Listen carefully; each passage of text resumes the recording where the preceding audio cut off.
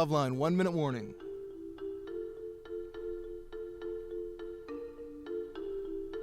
Sex, drugs, disease, and addiction served up fresh in 50 seconds.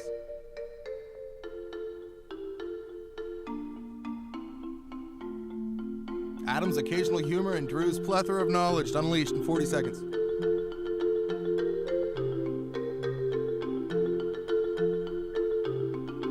The world's dumbest callers can be heard coast to coast in 30 seconds.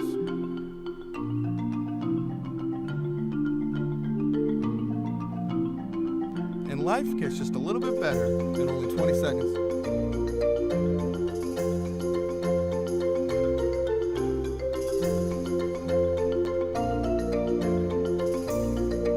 Ten, 9, 8, 7, 6.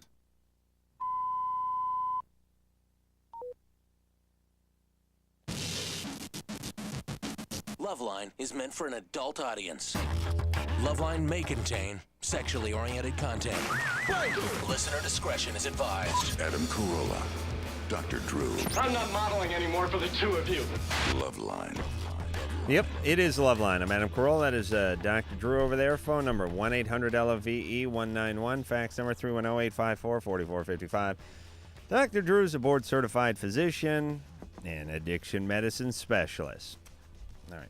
Drew, you talked to a bunch of pediatric types today? I did, and their patients and their parents. It was fun. Qual. What was that? DJ Qual. Yeah. Oh, tomorrow night from Road Trip.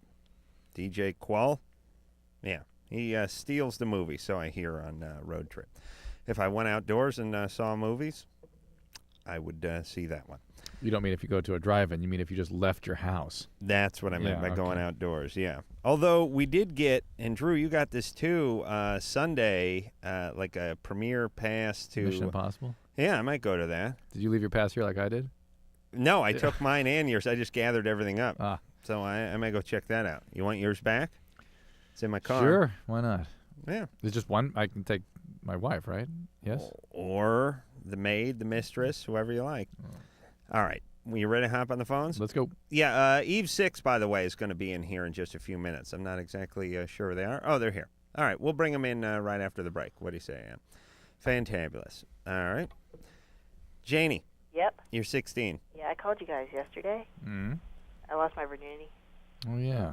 Yeah, it was really, I got a hold of the morning after pill. Okay.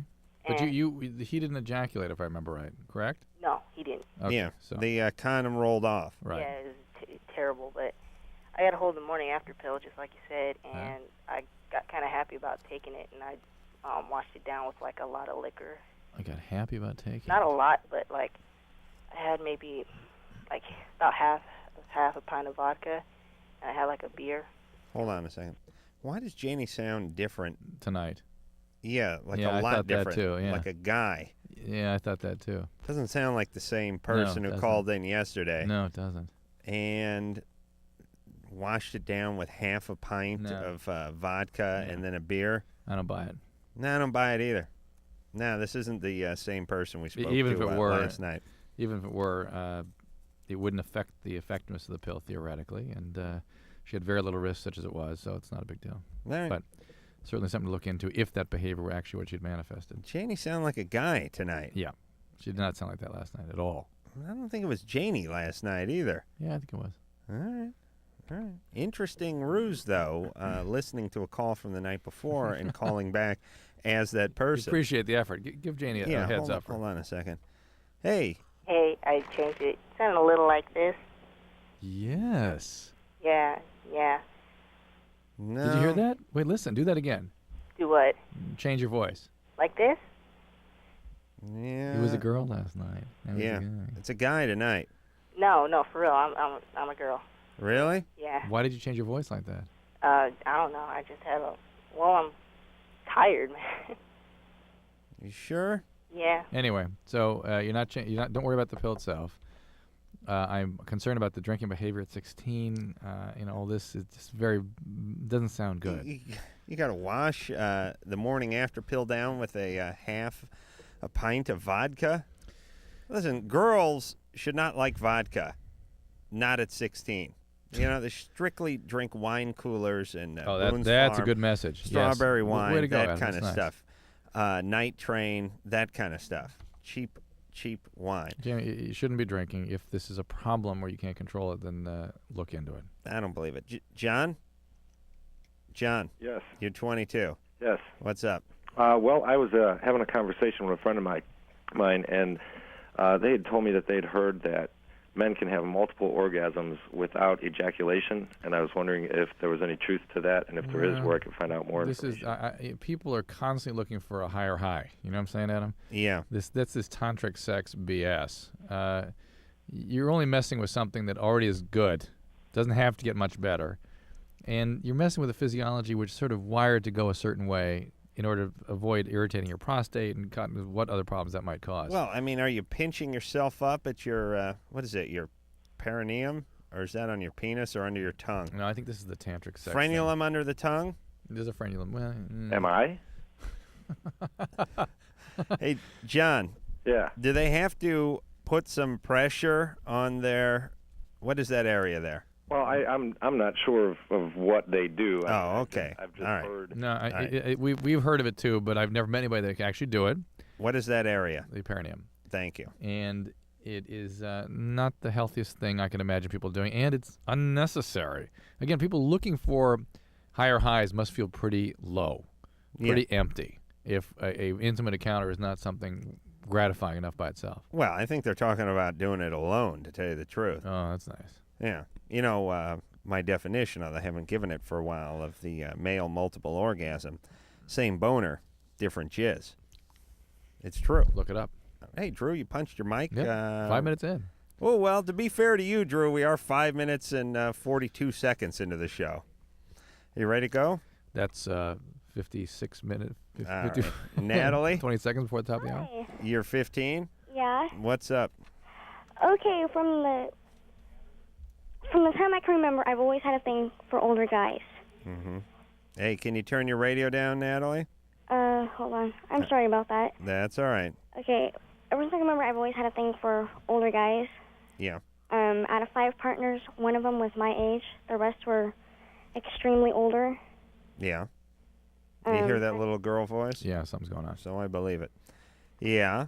Well, I'm short, you know. My voice kind of fits my body. Mm-hmm. I'm 5'1". Mm-hmm. Yeah, so it Yeah. kind of goes. Well, like the oldest was 38. You're 15? Yeah, Perfectly normal, perfectly healthy. funny. What did you do with the 38-year-old? Oral sex. I see. Yeah. And why'd you do that? I really don't know. At I the see. time, it seemed right to do, you know. Being right. attracted to older, more powerful males is not abnormal for your age, but to act out on these things means something's up. Where's your dad? In the other room, sleeping. How old is he?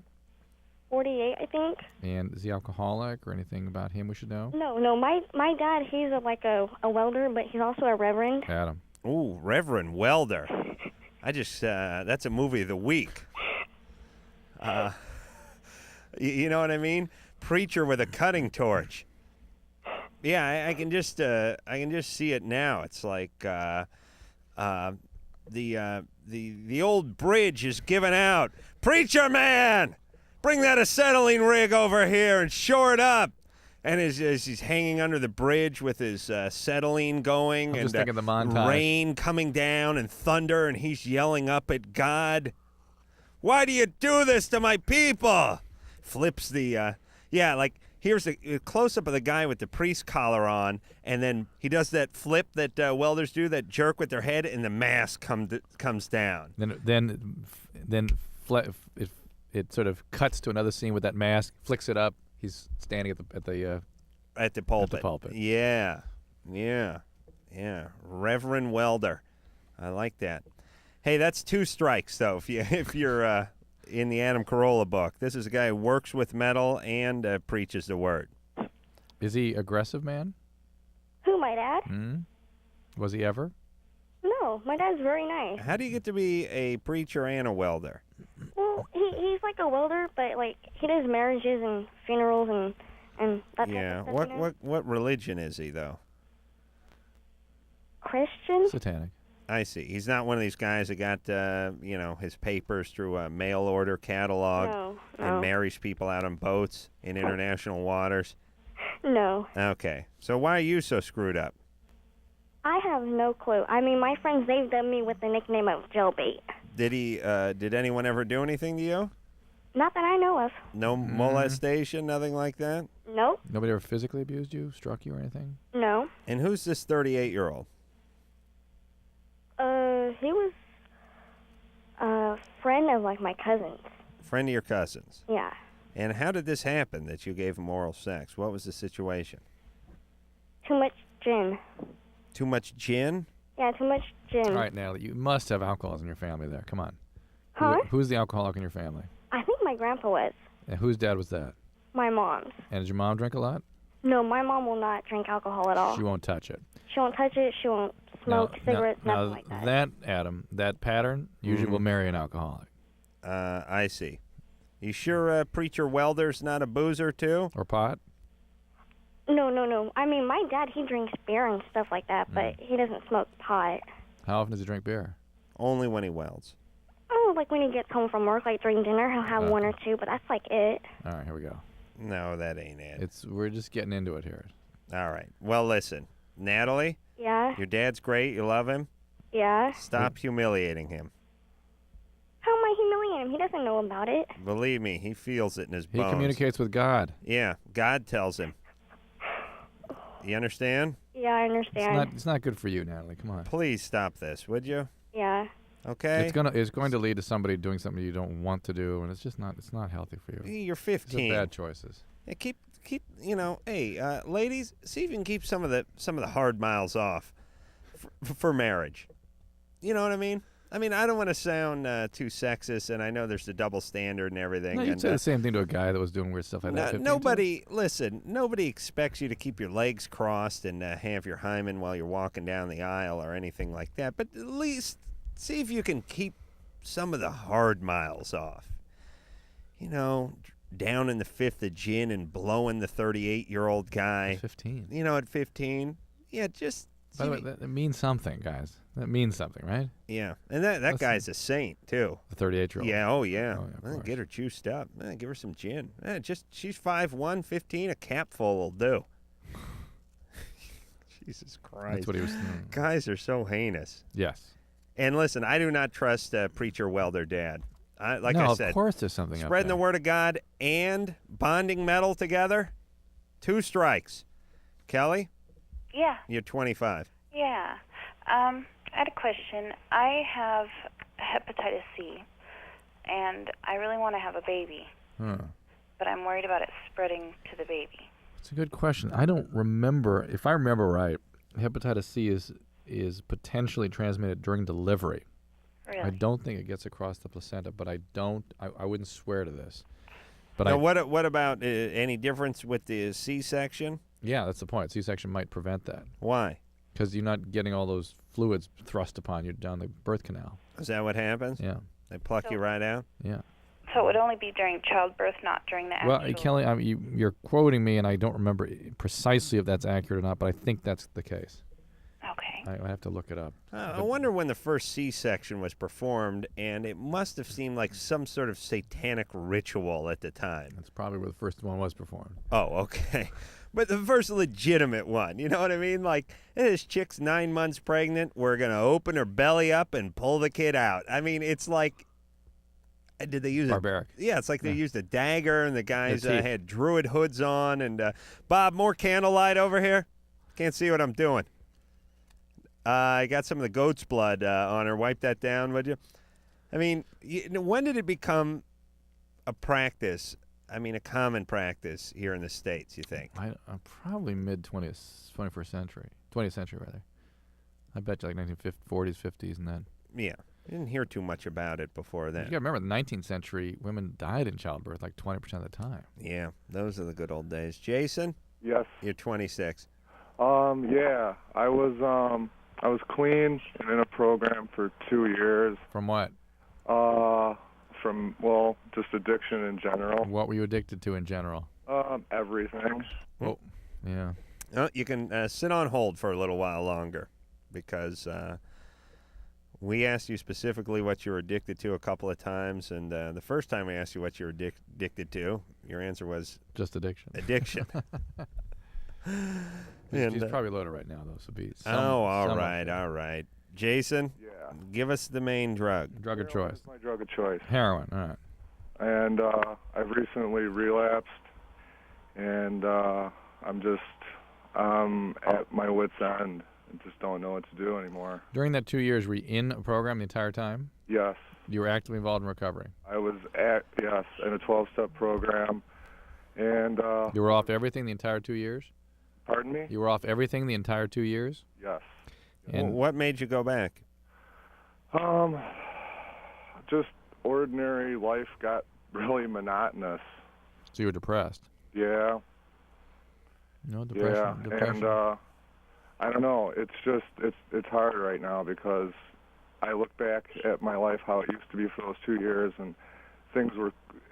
And now when I'm looking back in retrospect, things were really cool. You know. All right, but maybe this I'm oversimplifying this, but you went into a program, you stuck with the program, you got 2 years out of it. Why not just get back in the program?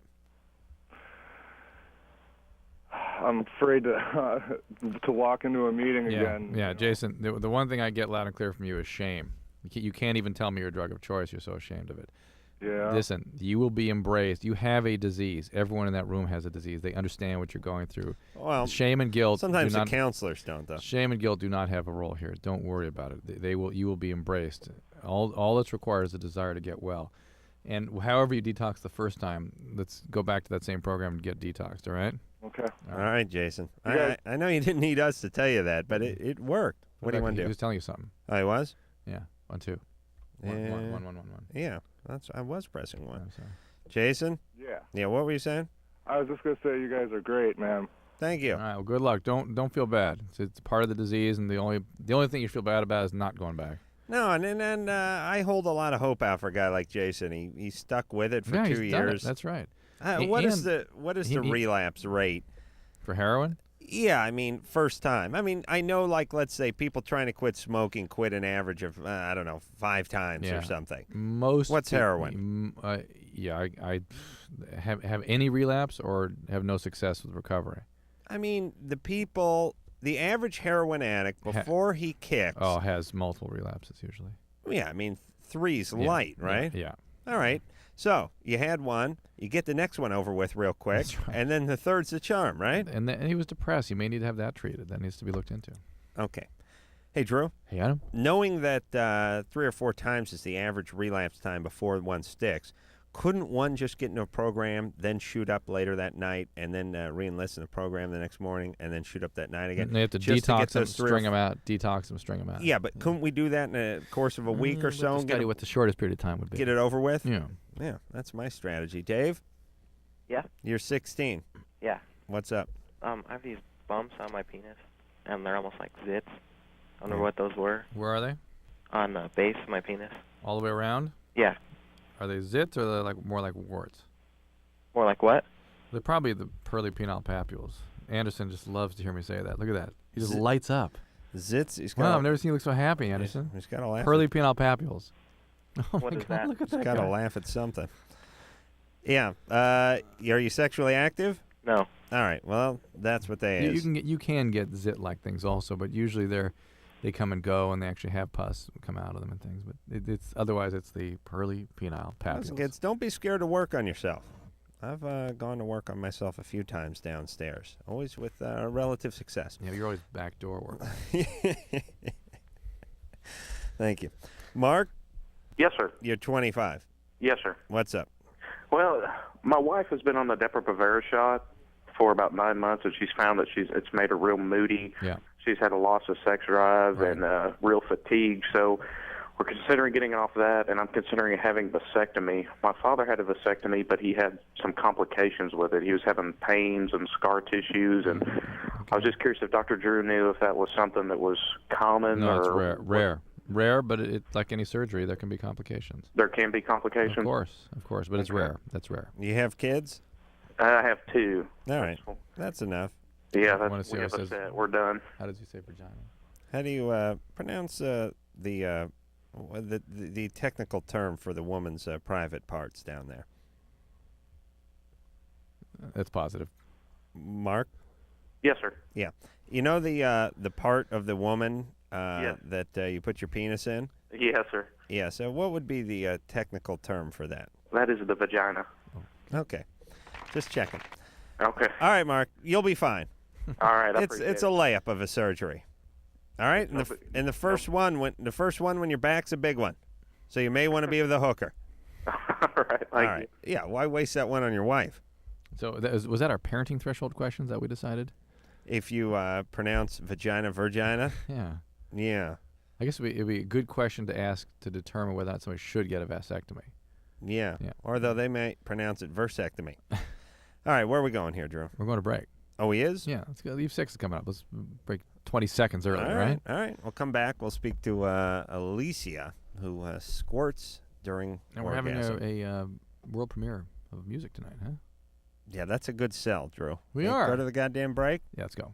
All right, we will hear something that has never been played off of a Eve 6 News CD, but we'll hear an old favorite one first, after this. LoveLine. LoveLine. We'll be right back.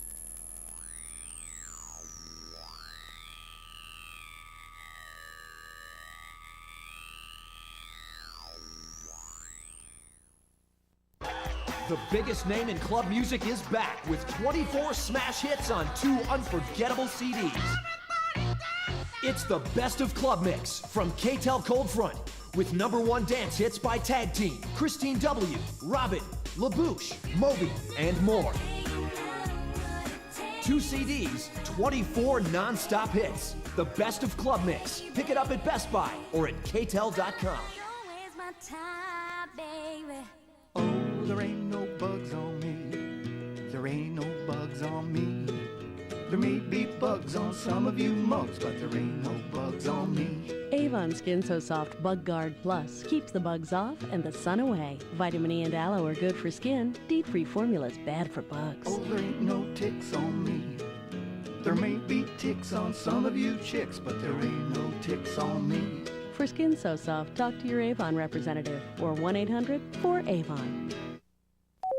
Hi, I'm Serenity, and these are my friends, Missy and Stephanie. You know, a lot of things happen to us every day that we have no control over. But HIV and other sexually transmitted diseases aren't things that just happen to you. You do have a choice. You can choose to use a condom, have safe sex, and take control of your life. Asking for a condom isn't stupid. It's smart. It shows that you care about yourself and your partner. You can do something about sexually transmitted diseases. Use a condom. Every partner. Every time. We do. A message brought to you by Wicked Pictures and AIDS Project Los Angeles. Oh, come on, have a drink. No thanks. Just one little drink. I don't want to. Chicken, everyone else is. I said no. What a nerd. One little drink won't kill you. You've heard it all before. Be cool, join the crowd, have a drink even though you're not 21. Let's go, she's no fun. Make the right choice. Don't give in. Underage drinking is dumb and dangerous. Look out! A public service message from the National Association of Broadcasters and this station. Somewhere in our community is a mother whose drug abuse once left her unable to care for her kids. There's a father, too, whose alcohol use drove his wife and children away.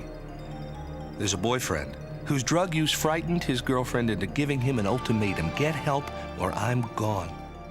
Help is available. It's in the form of treatment programs for drug abuse and alcohol problems, and the good news is that these programs are making a big difference in people's lives. With proper treatment, mothers and fathers, sweethearts and coworkers, friends and neighbors are overcoming drug and alcohol problems and reclaiming their lives. Isn't it great that treatment works? To find out about drug and alcohol treatment programs that can help, call 1-800-662-HELP. That's 1-800-662-HELP. There is help, and it works. A public service of this station and the Center for Substance Abuse Treatment. Dad, I don't think our campfire's totally out. Are you kidding me? I know when a campfire's out. Did you drown the fire with water and stir it with a stick? No, it's out. We don't have to... Who said that? Frank, it's a talking moose with sunglasses. And a bunch of singing and dancing forest animals.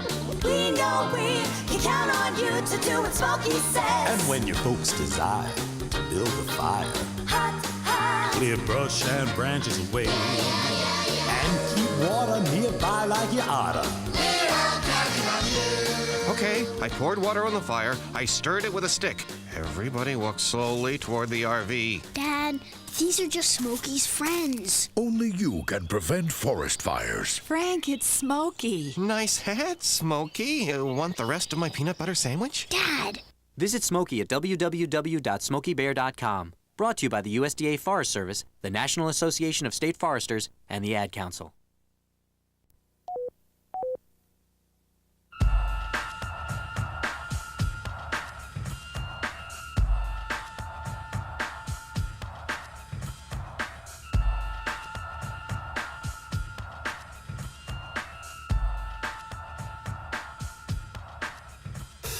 One, two.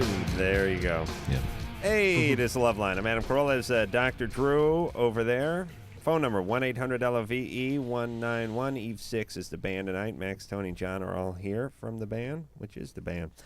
And I think what we'll do before we talk to the band is hear one of Eve 6 bigger hits off the last album entitled Eve 6, and then we'll get into the new album and when that's coming out and where we can see them, and we'll even premiere, I believe, world premiere a new song off of the new album, which will not be out for another, month and a half, something like that? Album out in July, that's right.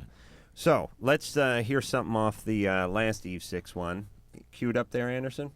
This is called Inside Out. I would swallow my pride, I would choke on the rinds, but the lack thereof would leave me empty inside. Swallow my doubt, turn it inside out, find nothing but faith in nothing. Wanna put my tender heart in a blender, watch it spin round to a beautiful oblivion. Rendezvous, then I'm through with you.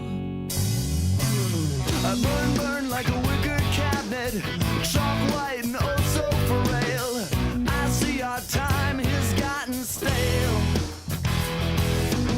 The tick-tock of the clock is painful, all sane and logical. I wanna tear it off the wall.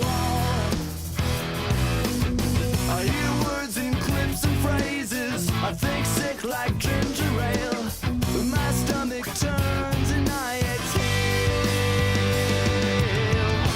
swallow my pride, I would choke on the rhymes, but the lack thereof will leave me empty inside. I would swallow my doubt, turn it inside out, find nothing but faith in nothing. I wanna put my tender heart in a blender, watch it spin around to a beautiful oblivion. Rendezvous, then I'm through with you. SoCal is where my mind states, but it's not my state of mind. I'm not as ugly, sad as you. Or am I origami, folded up and just pretend, demented as the motives in your head? I would swallow my pride, I would choke on the rhymes, but the lack thereof will leave me empty inside. I would swallow my doubt, turn it inside out, find nothing but faith in nothing. Wanna put my tender heart in a blender, watch it spin around to a beautiful oblivion. Rendezvous, then I'm through with you.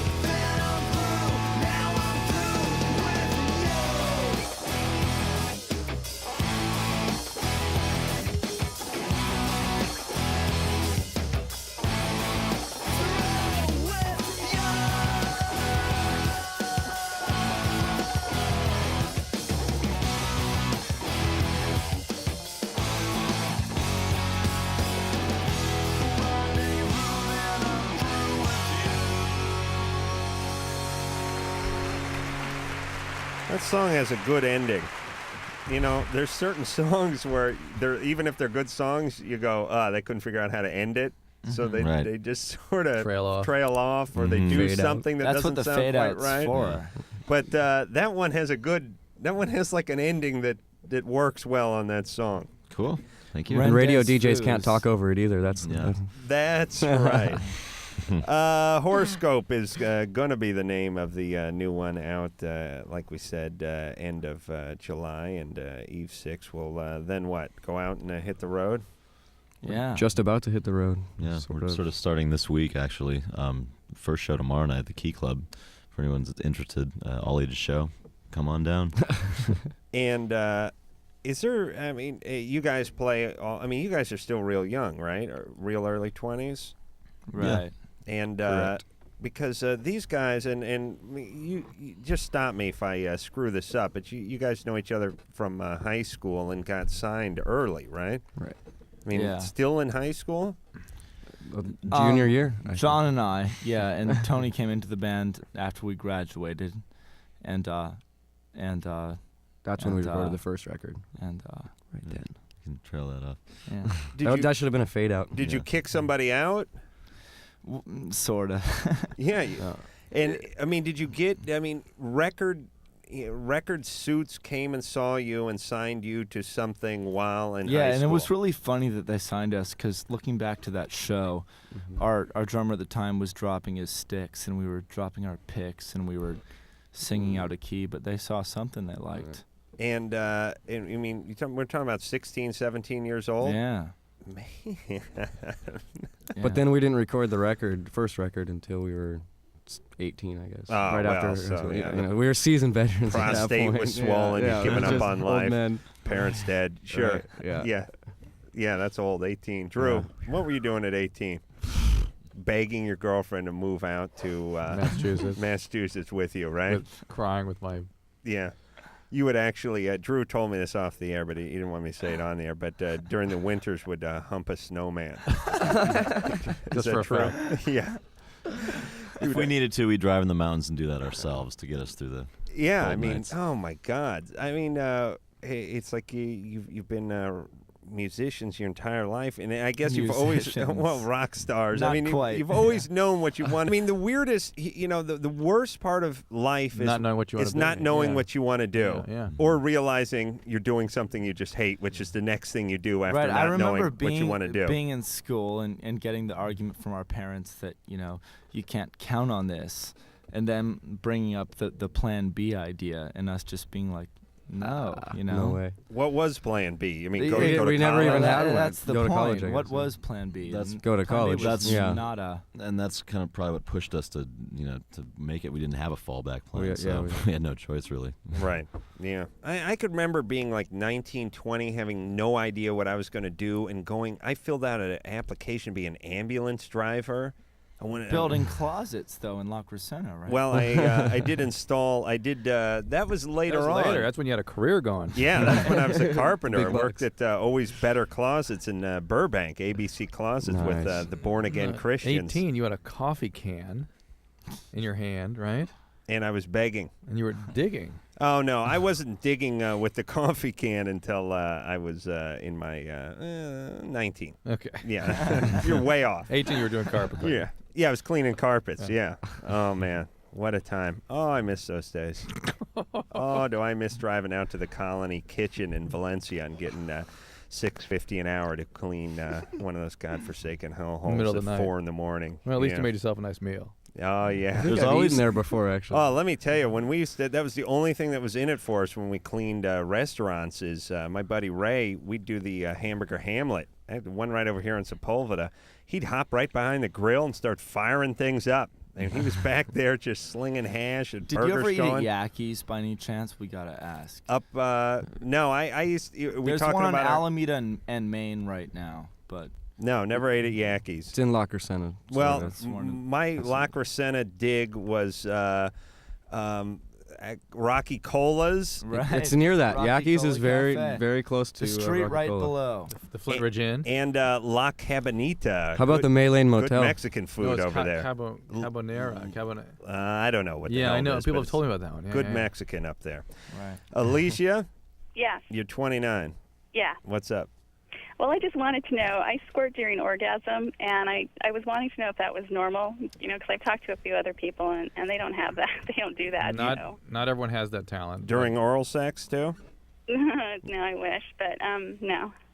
No, but yeah, because that's... that, No, not really. Usually, you'll put the guy's cigarette out if you do it during that. Do you have an orgasm during oral sex? Yes, I do. You do, but you don't squirt then? I don't know. I guess sometimes I do. Usually at that point I really don't pay attention, but it's usually when you're having intercourse and stuff like that I really notice What it. I'm most sort of interested in, as far as it goes to this phenomenon, is how ashamed women are who have this. Well, I'm not really ashamed. It's just really bizarre because I've never heard of anybody. Well, it's very common. It's very common, and it's not bizarre. But bizarre implies a certain amount of discomfort with it, just by calling it bizarre. And how delighted guys are with women that can do this. Yeah, I mean, enjoy it. Totally delighted. Well, because they can't be faking it, and we've worked the hell out of them so hard that something actually came out of them. Yeah. Wow, what makes us feel good? You know? Yeah, it's a payday, and think about that. Gold I mean, mine. you women. You're unlucky enough, in a way, or lucky enough to have a sort of physical manifestation of our pleasure. Sure, it tastes like hell, and it burns your eye. It's like acid coming out of an alien. But the point is you get a souvenir. You get a spouvenir, if you will. A spouvenir. A spouvenir is what you get. You really do. Something to take home, something to tell mother about. And us guys, even though it's great to see a woman have an orgasm, we always, in the back of our mind, are hearing about faking it all the time. Mm-hmm. We never quite know if it actually went down or not. Also, guys are very concrete. They like to build things and get things and create things. Things have to be. You have to see it happen to know it's Girl happening. splooge is tangible. It's like sploogeneer. Yeah, yeah. And so you can play with it. You can touch it. You know? So, Elisa, this bizarre thing you have has generated 10 minutes of discussion here amongst these males. Yeah. So you should Don't be worry. all right with that. I should be all right with that. Yeah, I got to, but here's the downside. I got to tell you, after like the 7th year of marriage, it might get a little old. You know what I mean? Yeah. With the seltzer bottle gag in the face, if you're going down on somebody, or, you can only flip the mattress once. I mean, that's my, another question. There are a series of glands down there that some women produce enough fluid to project. Uh-huh. And does it always kind of like smell weird or something? Not necessarily, no. Oh, okay. Oh, is that you? Well, no, it just doesn't smell like me, It doesn't smell normal. Could it be urine? Fishes? No, it's not urine. I know what urine smells like, but it doesn't smell like that at all. It doesn't have like it has like an odor, but it isn't pungent, It just doesn't smell like I would normally smell. Well, listen, most everything that comes out of you smells. I mean, if you really break it down. Hey, urine, feces, pus, vomit. I mean, some better, some worse, but it's all bad. The question is how bad. You know what I mean? What comes out of you that smells good? Gas, whatever. Jesus Christ, I was on the beach today with my partner, the Emmy Award-winning Jimmy Kimmel, who's with me on The Man Show, which is on right now, Is he the voice of a dog? He's the voice of the dog on Road Trip, but that's not what I wanted to bring up. He has horrible gas almost all the time, and it delights him. But he walks over. We're in the same office all day, and he'll walk over to my desk, he'll break wind, and then walk back to his desk. We were on the beach tonight with the wind blowing, and he stunk up the beach. And I thought, my God, how many guys can stink up a beach? We're out in the middle of the sand. The wind is coming in. We've been shooting all day. It's nighttime. It's cold. You know that feeling being on the beach when the wind's blowing and it's cold and somebody stinks up the beach? Density. Yeah, I mean, that is impressive. Yeah, that is impressive. Yeah. Teresa? Yeah. You're 15. Uh-huh. You're on with Eve 6. Hi. Hey. Hello. I have this weird smell coming from my vagina. Yikes. Yeah. It kind of smells like, I don't know, like cheese or something. Are you sexually active? No. Okay. How long have you had your periods for? Huh? How long have you had periods for? A couple years. And never had? Do you have any discharge with this? Every once in a while. Nothing new though. Nothing different. No, not really. Okay. I was just wondering, like, maybe like what the cause of it is. Like, what is it? Have you been on any antibiotics lately or anything like that? No. No medicines. Not really. No. It could be a yeast infection. Sometimes that'll smell kind of funny. It could be other vaginal infections. There's bacteria that can overgrow in there. You might want to try some over-the-counter, like Monistat, some anti-yeast medication to start with. If that doesn't clear it up, see your doctor. There's some creams they can give you to get rid of it. Okay, and also I was wondering, like, 'cause every time I try to eat a cheeseburger, it's really gross. I was wondering if there's a way to, like, block that out of my mind. Wait a minute. Are you saying that how does this, your opening question, relate to the cheeseburger? Well, 'cause it smells kind of like cheese, and every time I try to eat a cheeseburger, it's like really gross. I see. So you can no longer eat cheeseburgers because of it. Exactly, yeah. Yeah, well, really? Yeah, it's so gross. Usually it's hard to offend yourself by your own odors. You know what I mean? Uh-huh. I mean, we're just talking about this, you know.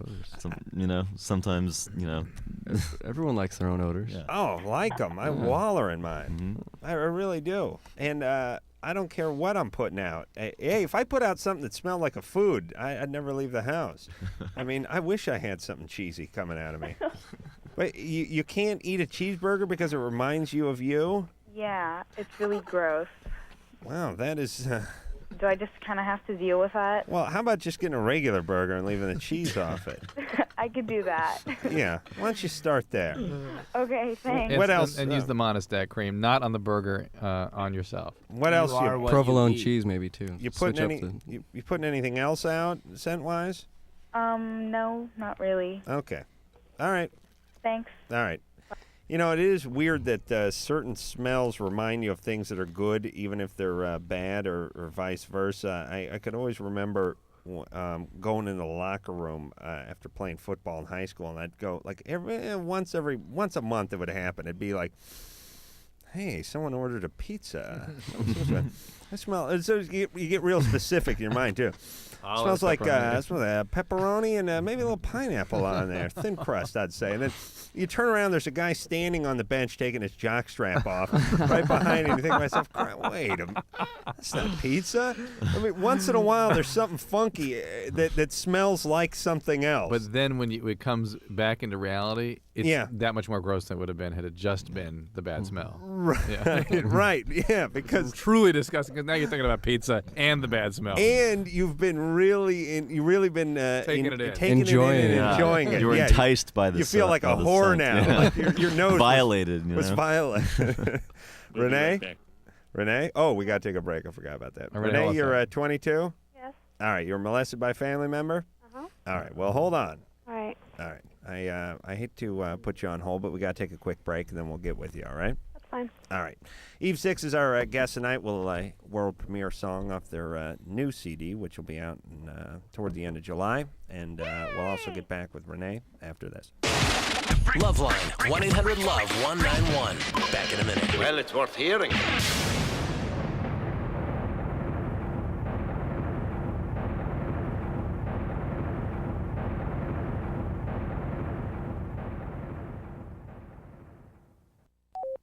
How was school today, Rebecca? We learned what the Earth was like a long time ago, way back in the 1990s. Oh. Grandpa, did you ever taste water? Oh, my, no. By the time I was a boy, water, if you could find it, was pretty much unfit to drink.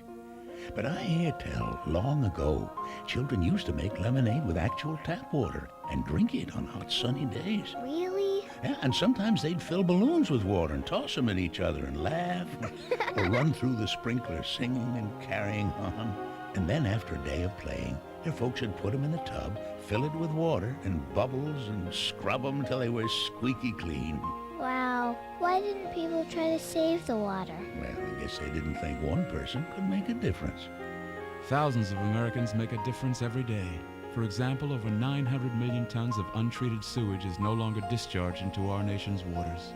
A message from ECHO, the Earth Communications Office. We're gonna try to get some more Okay, class. This part of the museum is known as the Hall of Trees. What's a tree? Large plants that once covered much of the earth. This is a full-scale model of a maple tree. What are those green things? Those were called leaves. They took in sunlight, nourished the tree, expelled oxygen, creating air for people to breathe. People didn't breathe out of air tanks? No, then air was everywhere. The sky was blue, even the ocean was blue. The ocean was blue? And filled with fish. What's a fish? When you protect the earth, you protect your health and that of your children. We're making progress. There has been a significant improvement. 20 years ago, air pollution in Los Angeles exceeded health standards on 4 out of every 5 days. But we still have a long way to go. Here's the Hall of Weather. Press that button and you'll hear a rainfall. Why'd they need rain? Without rain, a flower couldn't grow. What's a flower? One person can make a difference. A message from ECHO, the Earth Communications Office. Personally, I'm so sick of hearing about the environment. I know. What's everyone so worried about? 51 million Americans live in areas where the air is officially classified as unhealthy to breathe. It's a big world, and it's been here a long time. Yeah, we're talking years and years and years. The Center for Disease Control says that 94,000 people get sick every year from contaminated water. 900 of those people die. It's all in their heads. It's media hype. The average American dumps at least 20 pounds of household toxins down the drain every year, most of which ends up in the drinking water supply. Personally, I drink tap water. I mean, it's not like we're in Bangladesh. Personally, I feel fine. I mean, I ask you, seriously, who's really getting hurt here? 5.8 million children died last year as a result of unsafe drinking water. Not me or my kids, right, Billy? Billy, where are you? Can one person make a difference? Today, 66% of our rivers and lakes are safe for fishing and swimming, a third more than in 1970. One person can make a difference. A message from ECHO, the Earth Communications Office. And now, Vince and Larry, the crash test dummies, with a lullaby. Crumple, crumple, little car, when you crash it's au revoir. If on dumb luck you rely, through the windshield they will fly. Keep your children off the streets, put your kids in safety seats. Crumple, crumple, little car, don't be dummies like we are. Gee, Vince, I'm kind of sleepy now. Okay, Larry, just crash anywhere. You could learn a lot from a dummy. Buckle your kids' safety belts. A message from the Department of Transportation and the Ad Council. Oh, come on, have a drink. No thanks. Just one little drink. I don't want to. Chicken, everyone else is. I said no. What a nerd. One little drink won't kill you. You've heard it all before. Be cool. Join the crowd. Have a drink, even though you're not 21. Let's go. She's no fun. Make the right choice. Don't give in. Underage drinking is dumb and dangerous. Look out! A public service message from the National Association of Broadcasters and this station.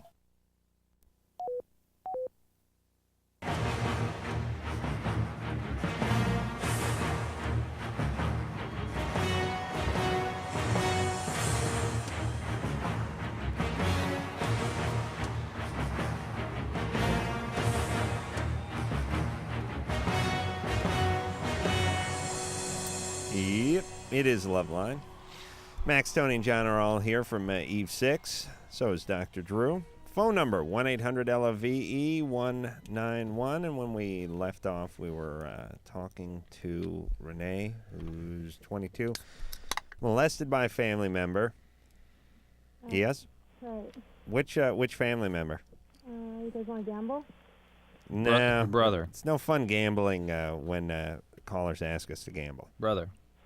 All right, but I'll go with I'm going with a family member. Yeah.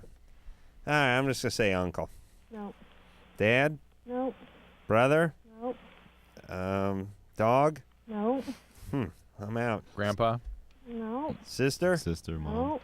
Cousin? Nope. Son. Nope. You give up? Great grandfather who fought in the Civil War. Nope. No. We give up. Well, hold on a second. We got grandpa? We left out mom and grandma. Mom and grandma. Mom. Really? Oh, boy. That's last on our list. Right. Perfectly normal, perfectly healthy behavior. What did she do to you? She basically just hold me down and tickle me in places that she said she couldn't have. Until what? Hold on. Wait, Renee. we can't Renee, hear you. how's that phone going?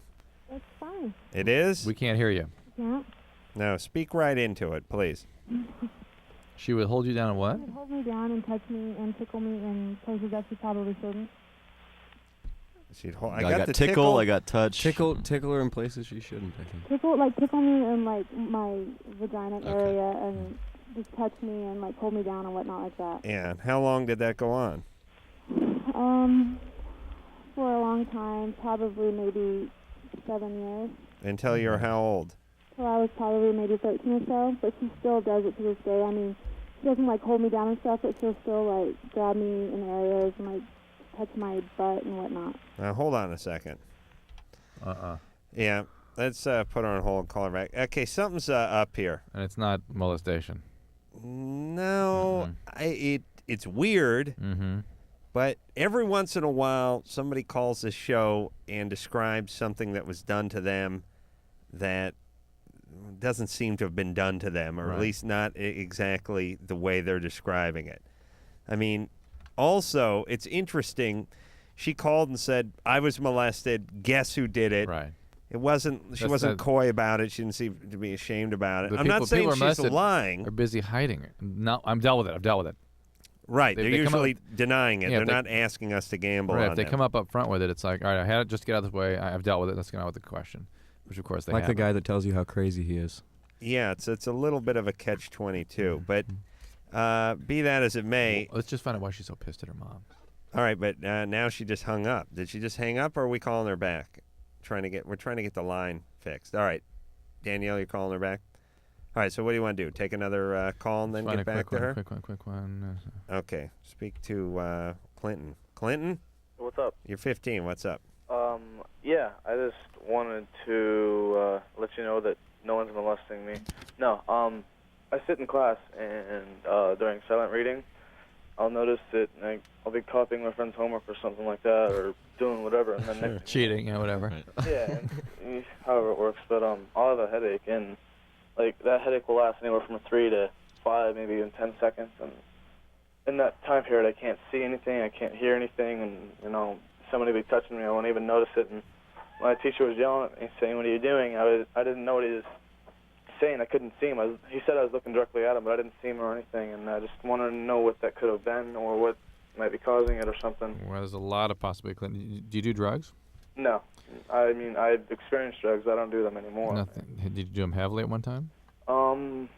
I mean, as heavy as, pot. That's all I ever really did. You're doing okay otherwise? No depressions or anything like that?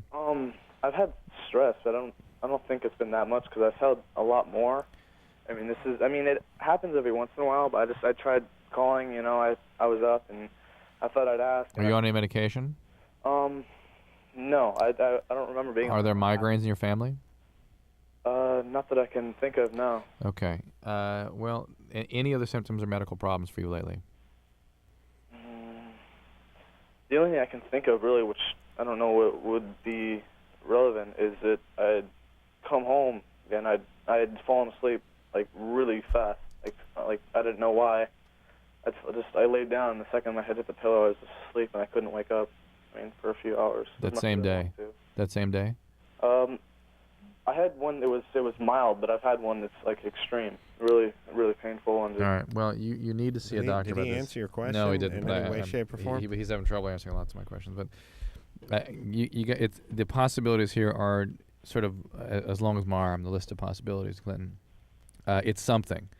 It could be anything from seizure to a metabolic problem to an infection to a tumor. It could be a million things. I thought it could be something relevant to a tumor. Yeah, but not likely. It could even be psychological. It could even be a stress symptom. It could be it could be a headache. It could be migraine type headaches. But it's something that needs to be evaluated real soon. Okay. Yeah, it's a real symptom. And it requires a medical evaluation. Yeah, I had spoken to one of my old teachers, which is a health teacher, and she said that she'd actually recommend that I check it out, but I didn't get time to, and whenever I get the chance to, I always forget, and Yeah, okay. You got to see a doctor.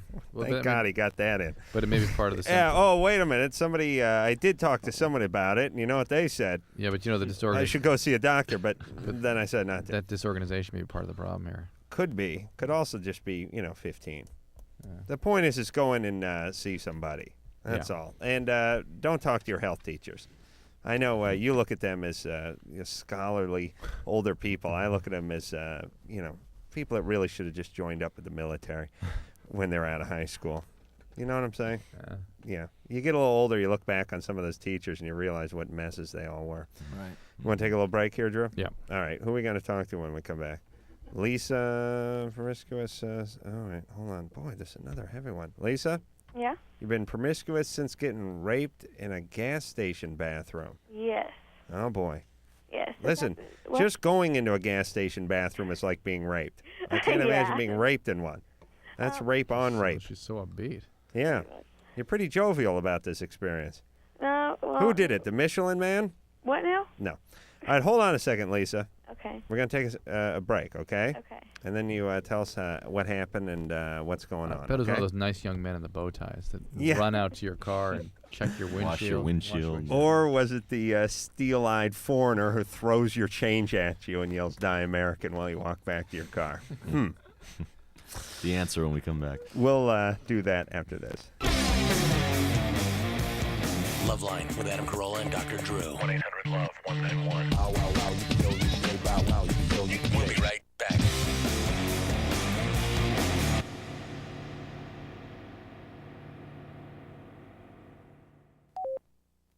Remember what college cost in the early 80s?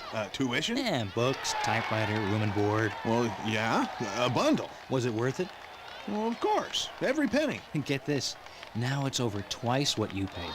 Well, yeah, but I don't have to worry about my kids' college bills for another 15 years. Well, if costs keep hiking up and up, you'll be shelling out more in just 1 year for each of your children than you spent on yourself for all 4 years of college. Ouch. So what do I do? Well, you better start saving today with U.S. savings bonds. They're easy to buy and afford and are guaranteed safe. Yeah? And savings bonds earn a treasury-based rate of interest right from the start. Wow. Where do I find them? At most banks. Or ask your employer about the payroll savings plan.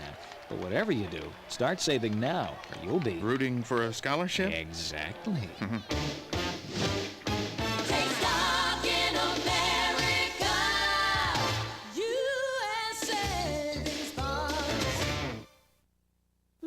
Mommy, can I have a drink of water?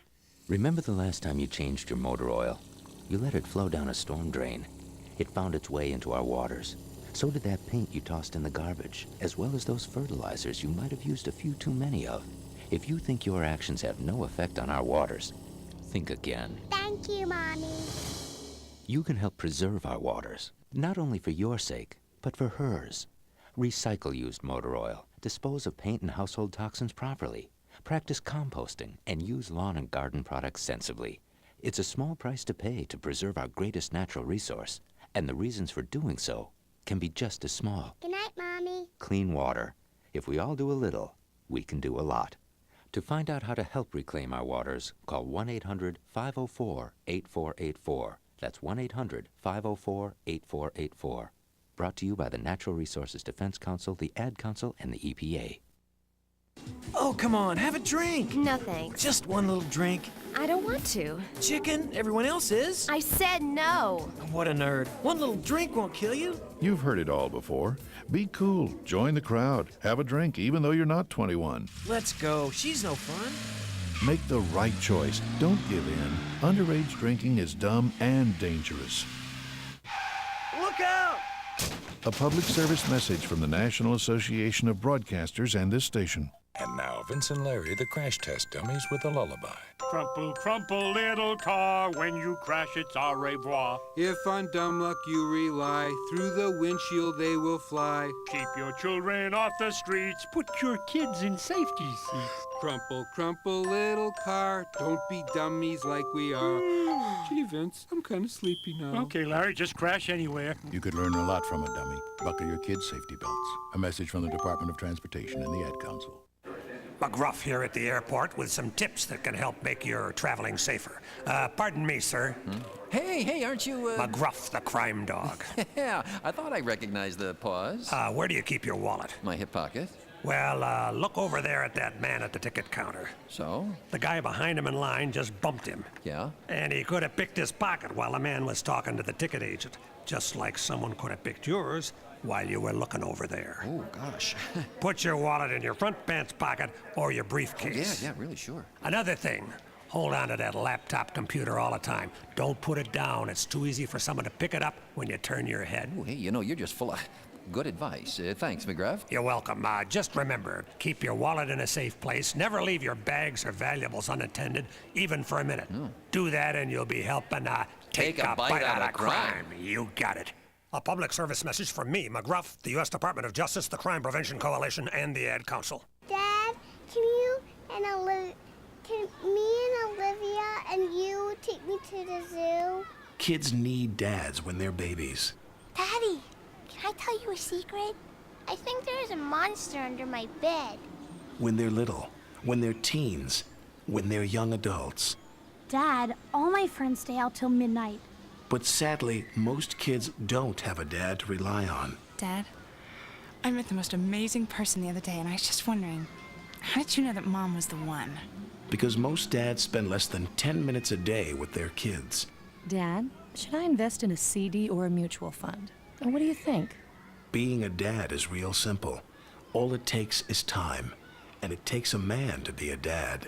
Call 1-800-790-DADS for free, helpful information. A message from the National Fatherhood Initiative and the Ad Council.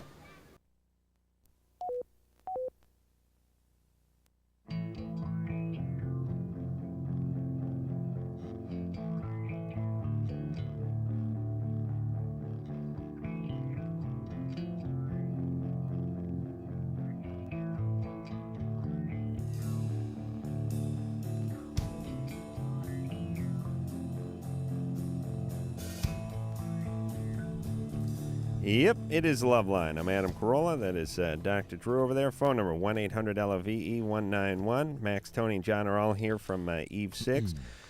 We'll hear something off of Horoscope, the new CD, which will be out end of July. We'll world premiere song and just a few. But we got a few things to take care of first. We're talking about the bathroom and gas stations, and I just want to get this off my chest real quick. If any of you people are working at gas stations, currently listening to the radio within the sound of my voice, or know somebody who does know one, at least in the L.A. area, my message is drop the goddamn attitude. All of you. Mostly some bizarre foreigners, but everyone who gets behind that bulletproof glass picks up the attitude, and I wish you'd just drop it. Here's the deal. Say thank you, toss in a come again, do one of those how's it going, give me a heart attack. Say something once in a while. You are the rudest band of mother effers I've ever had the misfortune of dealing with. And if I didn't need gas, I swear to God I'd refine my own not to have to deal with you pack of morons. Remember, this is Los Angeles, though, that has it like this. Yes. Probably most major cities, I suspect. Los Angeles, I want to do a poll sometime, has to have the meanest gas station attendants in the world. Well, I would particularly Hollywood area. I would pit them against They've already done that poll. It's true. The guys in Beirut have more to deal with in the Hollywood area. Does everyone know what I'm talking about? Yes. Whether you're filling up, buying a pack of cigarettes or a Snickers bar, you get that evil look. eye. You get that evil eye, and they throw the change at you, and it's never, hey, how you doing? Or, hey, you're back again. I mean, you're Never. dealing with the same guys over and over. It's not, hey, you're back. What's going on? How's that going? How's that shaking? It's just... It's not even it's not even a sort of a distracted kind of thing. It is intentionally mean. Oh, and it's what happens, by the way, when someone has something that you need. That's the attitude. You know what I mean? Where are you going, We've sucker? got your candy bars. We've got your cigarettes. What Yeah. can you do about it? Yeah, it's 4 a.m. You need a 6-pack and a pack of smokes. Where the hell are you going? To Mom's house? Come on. That's right. You're lucky I don't keep your change. Let me enjoy the moment of making you pissed off for just a second, then I'll give you your cigarettes. Right. And here's the deal. I understand you're upset because you're trapped in a box. But here's the deal. I did not put you in that box. I'm not the zookeeper. I'm not your parents. I'm not the mad scientist who's doing the experiment on you. I'm not the college student who got the grant to keep you in the box. You put yourself in the box. So say thank you, God damn it. It drives me nuts. It's like it's not okay. I wish I would boycott the gas station that had that attitude, except for that is the entire Southland, and I could no longer get gas. I do that all the time. I go into one gas station, I go, this guy's a son of a bitch. Forget him. I'll take my business down the street. And then I go down the street and I go, well, this guy just got done performing a ritualistic murder in the back. I mean, he just took a goat's head off back there. I'm going back to the first guy. Everyone in this town, and especially in Hollywood, who runs a gas station is evil. Evil. God, you guys, what is up with you? I wish I could abuse them somehow. How can I pay them back? Gotta break into the box somehow. Yeah, and you get a lot of attitude when there's bulletproof glass between you and the guy who needs a pack of smokes. You're all attitude. Jesus. I mean, I know you get shot once in a while, but isn't it a small price to pay for the sort of threat that we have over them so that they would be courteous? You know what I'm saying? Yes. Oh, God, why do I hate all that? I feel raped by them. And Speaking of rape. And bathrooms. Lisa. Hi. So you're in a bathroom of a gas station. Yes. How old were you? What? How old were you? When did this happen? I had just turned 17. And this didn't happen in Los Angeles, did it? No, it happened in Denver, Colorado. That's right. You know why? Why? Because you can't use the bathroom in Los Angeles. It's out of order. Okay. So what happened? It was not a gas station attendant that did this. It was actually an ex-boyfriend. I had been out drinking with him that night and a few other people, and I told him that I felt nauseous, so he pulled over and helped me to the bathroom, and it happened from there. So can't you, by the way, don't you just heave out the window? You know what I mean? Just heave out of the car? Well, I was trying to be courteous and not get it all over his car. No, I mean just out into the gutter. Well, the street. Maybe, I guess. What time of night was this? Probably 11:30. Was this the first time you had sex with him? Yes. He was an ex-boyfriend at that point. Were you a virgin at the time? No. Well, wait a minute. But had you had sex with him? Not with him, no. No, you just answered it by saying he was an ex-boyfriend, but yes. You guys never had sex while you were together. No, it didn't. I see. Wow. And you went in, used the bathroom, he came in, he raped you. After you just got done throwing up? Yeah, Oh. Well, he bought me a toothbrush first. He brought you a toothbrush. Yes. And he let you brush your teeth, and then he raped you? Yeah. It makes no sense whatsoever. And by rape, what do you mean by rape? What happened? You know. Was it one of these things where you just got going and then said no, and he kept pushing, or was it a violent thing? It was a violent thing. Violent, right. Okay. Basically, I was held down and. All right, we got to sort of explore why somebody like that would be your boyfriend in the first place, ever. I had no I had absolutely, this sounds ridiculous, but I had absolutely no clue that he was even capable of that type of thing. Right. And well, yeah. The thing that makes it worse is he was not drinking that night at all. And it was his liquor that I was drinking. He was the one pushing me to drink more. How old is he? He was the same age, 17. All right. And what did you do about this? Nothing. You didn't tell the police? No. How come? Because I don't know. I just kind of pretended it didn't happen for about 2 months. All right. So, first time you ever been raped? Yeah. Mm-hmm. Nothing? How's the family? How's my family? Yeah. Okay. My What? dad's kind of an ass. He is. Surprise. Mm-hmm. Is he drink or anything like that? He drinks every night, but I've never seen him drunk before. Does he get kind of aggressive with you? He's more of the kind of person. He's more of it's more emotional abuse than anything else. Yeah. We're trying to figure out why you got hooked up with this a-hole. I don't know. Well, we know now. Your dad's kind of an a-hole. Yeah. Yeah.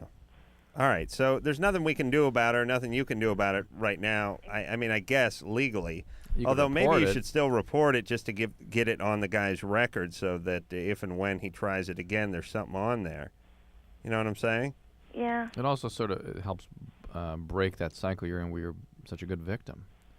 Yeah. It's time to realize that you're worth more than that, and that it's not okay for people to abuse you. Yeah. Just because Dad has done that your whole life, made you feel like you're the kind of person that sort of should accept that kind of abuse. It's not all right. Okay? It's hard because I go to school with him, so. Well, he should have thought about that before he did this. That's true. All right. Well, report it, would you please? I will. Okay. And you got to get a little counseling, too, all right? Yeah. Please. All right? The other thing, really quick, Yeah. I was calling for you guys about was since then I have not been able to have any kind of relationship with anybody without cheating on them. And last summer especially, I had sex with over 10 people within 2 months right after it happened. And I just didn't know if that had anything to do with it because I'm not like that at all. And yeah, obviously it does. And it's sort of releasing probably some aggression and some feelings you have about men and intimacy. And guys who are a-holes. Mm-hmm. You know, it's difficult for you to trust them, I'm sure. Okay. So it is time to start looking into this and talk to somebody about it, okay? Okay. All right. Okay. Thank you. Good luck. Bye. I'm going to, she needs to go to a, support group or something, right? Yeah, rape counseling. Sure, it'd be great. I'm going to form a support group for people who have to deal with L.A. gas station attendants. Yeah, and listen, I know we're on a national level, and I know maybe, I don't know where Union 76 is based, or Chevron, or Mobil, or any of those places, especially 76. But Murph, the nice red-haired guy who helped you change the flat, he's dead. He is dead. Remember Murph from Union 76? He'd come on out. Nice big red pork chop sideburns. How you doing, ma'am? Hey, looks like you're court low. No, he's been replaced. He's been replaced by a guy who worships Allah and wants to see you dead. Believe me. Believe me. And if anybody in any of these corporations, whether it be Chevron or Mobil or 76 or Arco or any of you guys are listening, all of your L.A. guys need to be fired or killed. Let loose something. I don't know if you're they must franchise these things out. They are colossal a-holes, all of them. Please go check up on them and do something about it. Isn't it their job? I mean, you know what I mean? It's so systematic, though. It must be something in the franchise manual. All of them? Every 76 station has a rude a-hole behind the counter? Is that all they only franchise them to horrible, heinous people? Is that how it goes? Well, the guy behind the counter isn't necessarily the franchise owner. He's the guy that fits the profile that the franchise wants you to put in. Yeah, so you're saying it's right in the book that you have to want your patrons to die after they fill up? There's something there. I swear Maybe to you, they think please. you'll come to the station more if you know that this guy hates you, and so they think you'll want to come back for more abuse. Just want to keep going, sadomasochistic. Who knows? Right. Yeah, I'm not feeling too good about myself. I think I'll top off. There's a lot of victims out there, Adam.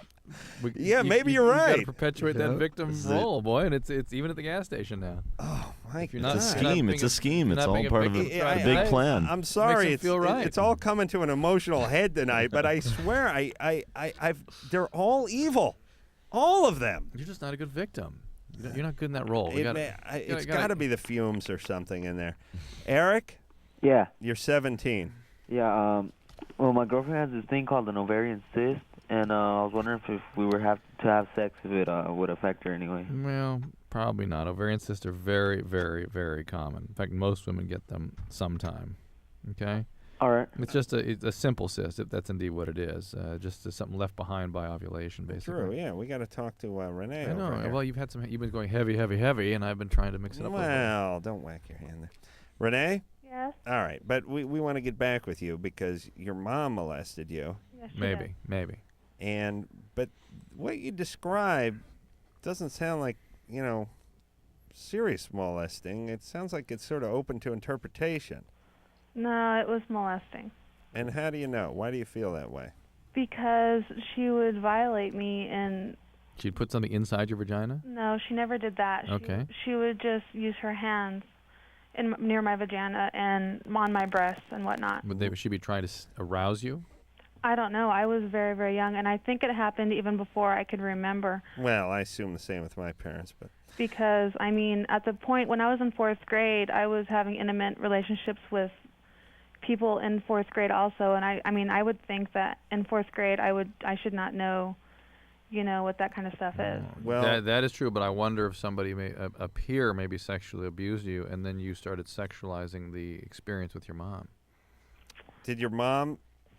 Did she put her hands in you? No, she did not. And you say she felt your breasts, but you didn't really have breasts then. Yeah, she would. When I'm in charge, you will. I mean, 4th graders will have breasts, but Renee, when parents tickle their kids, they tickle them all over. No, not like this. She said she was too young to remember. Yeah, you can actually remember it. Yeah, I can, and I mean, even to this day, she still touches me and stuff, and it bugs me, and I tell her to stop doing it, and she says, "Oh, it's just, I love you. That's just the way I show my affection towards you." And I'm like, I don't like it, Mom. You're 22. Yeah, I'm 22, and she still does this. What does she do exactly now? She just like she'll grab my butt, and she'll grab my chest and whatnot. Grab your chest? What do you mean? But what do you feel that she's trying to accomplish by this? Do you think she's trying to arouse herself or arouse you? I don't know. I talked to my father about it just about a month ago. It's the first time I told him about it. And he blamed himself because my father's gay. So, I mean, therefore, at the time, whenever it was basically happening, he was blaming himself because they were having a very, very hard relationship. They were not having sex. They hadn't had sex for a long time. After that, they had gotten separated. And then they got back together trying to work it out, and then they ended up getting divorced. And so basically they were having no sex whatsoever. But my father was blaming himself for it. Renee, you're misinterpreting a lot of stuff here. Yeah. People do not molest children because of sexual deprivation. And if her intent was a sexual discharge, she wasn't heading in that direction. It wasn't even a sexualized experience. Yeah, I mean, whether she was trying to provide some arousal for herself or for you, it doesn't sound like she was doing either one. Now, it sounds like she was a little out of line, and maybe she's got some problems, and I don't trust her. But to call it molested, it seems strange. It's just bad. Poor boundaries. They don't listen to you. Certainly you were sexually abused as a young child by a peer, or at least you participated in an abusive sort of relationship with somebody. Okay? Okay. But it doesn't happen, as you point out, that if a 4th grader knows about sexualization, unless there's been sexualization overtly, you wouldn't think that somebody touching your butt or around your vagina was a sexual thing. That wouldn't occur to you at age 9. But under the clothes? Well, listen. Is that considered normal? Listen, I don't want to go camping with your mom. Don't get me wrong. And I don't know what she was doing, and I don't want to defend her too much. But on the other hand, we sit here all night and talk to people who were molested, and they were molested. You were molested. There's a little difference. You see what I'm saying? I mean, you were kind of inappropriately touched. You Bad were like thing. goosed, but not molested. Inappropriate touching is not a good thing. I don't offend that, but it doesn't create a child then who knows how to engage in sexual activity pre-puberty. So something else, either the other child understood that and came on to you and abused you, or something else had happened to you that's sexual. Why else do you hate your mom? I don't hate my mom. I love my mom. You do? I live in the town right next to her, and I see her every day. I still love her. Yeah, but why? Listen to that voice change. Yeah, why? Because she's my mother. Well, who cares? I barely like my mom. Wait a minute. She only molested me twice. Yeah, what? Hey, should you be on some medication, Renee? I can't afford it. What are you supposed to be on? I'm supposed to be on Zoloft. What else? What's your diagnosis? Manic depression. Yeah. Is there something else too going on? I have a lot of problems. Are you a multiple? Excuse me? Multiple personality? Dissociative? No. You sure? Mm-hmm. All right. What do you do for a living? Data entry. I see. All right. Can you see about getting on some meds? I could try, but I don't have insurance.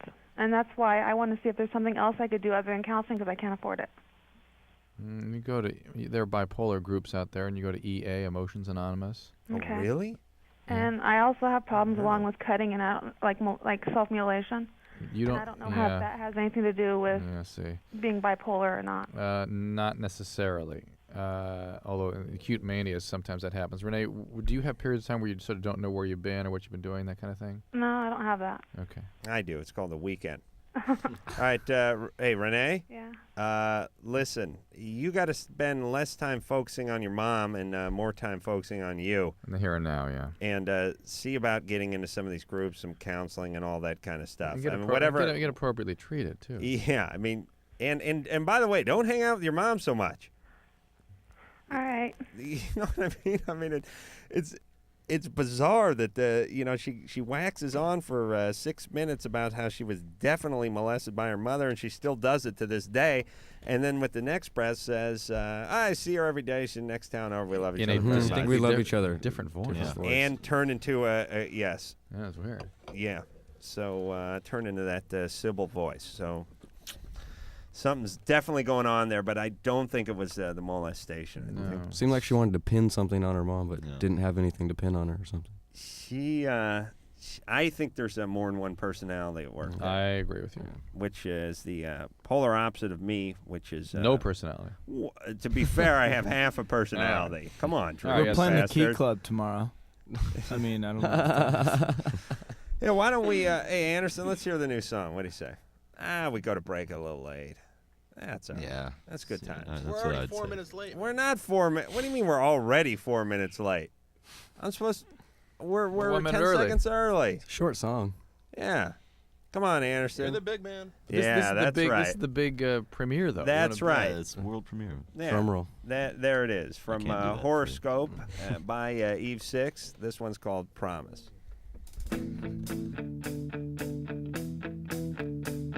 Sleeping through the evening, singing dreams inside my head. I'm heading out. I've got some ends who say they care and they just might. I run away with you if things don't go as planned. Planning big could be a gamble. I've already rolled the dice. I spit and stutter, stuff and clutter. Worries in my worried corner. Maladjusted, just untrusted, rusted. Sometimes brilliant, busted thoughts. Think I'll stay for a while. I'm intrigued and I'm red as a newborn, white as a corpse.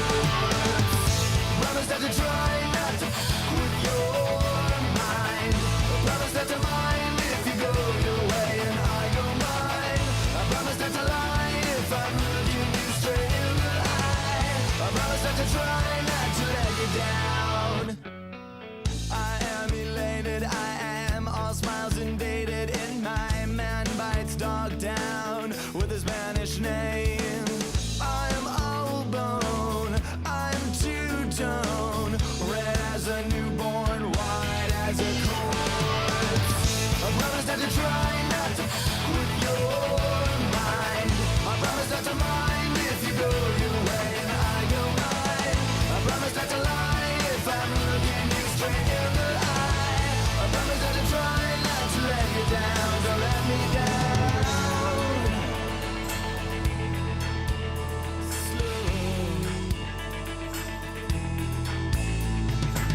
Why you gotta keep a fan on high when it's cold outside? Just wanna let you know that I'm still a fan. Get it? Everybody wants charm and a smile and a promise. Well, I promise not to try.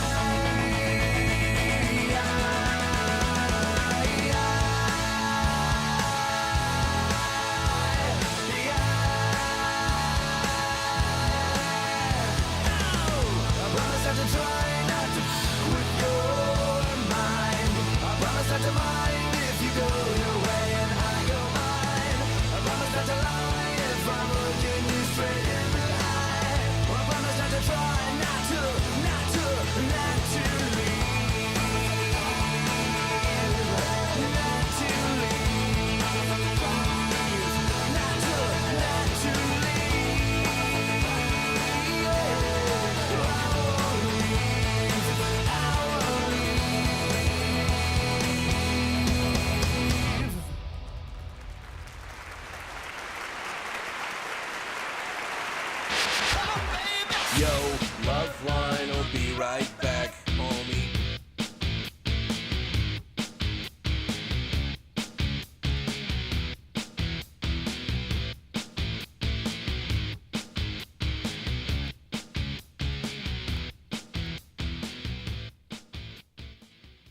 Is getting a blemish really such a crisis? Yes, it is. But now with new Biore Blemish Balm, there's nothing to worry about. Biore Blemish Balm is an overnight acne treatment. We're talking visible results by morning, so blemishes just aren't a big deal anymore.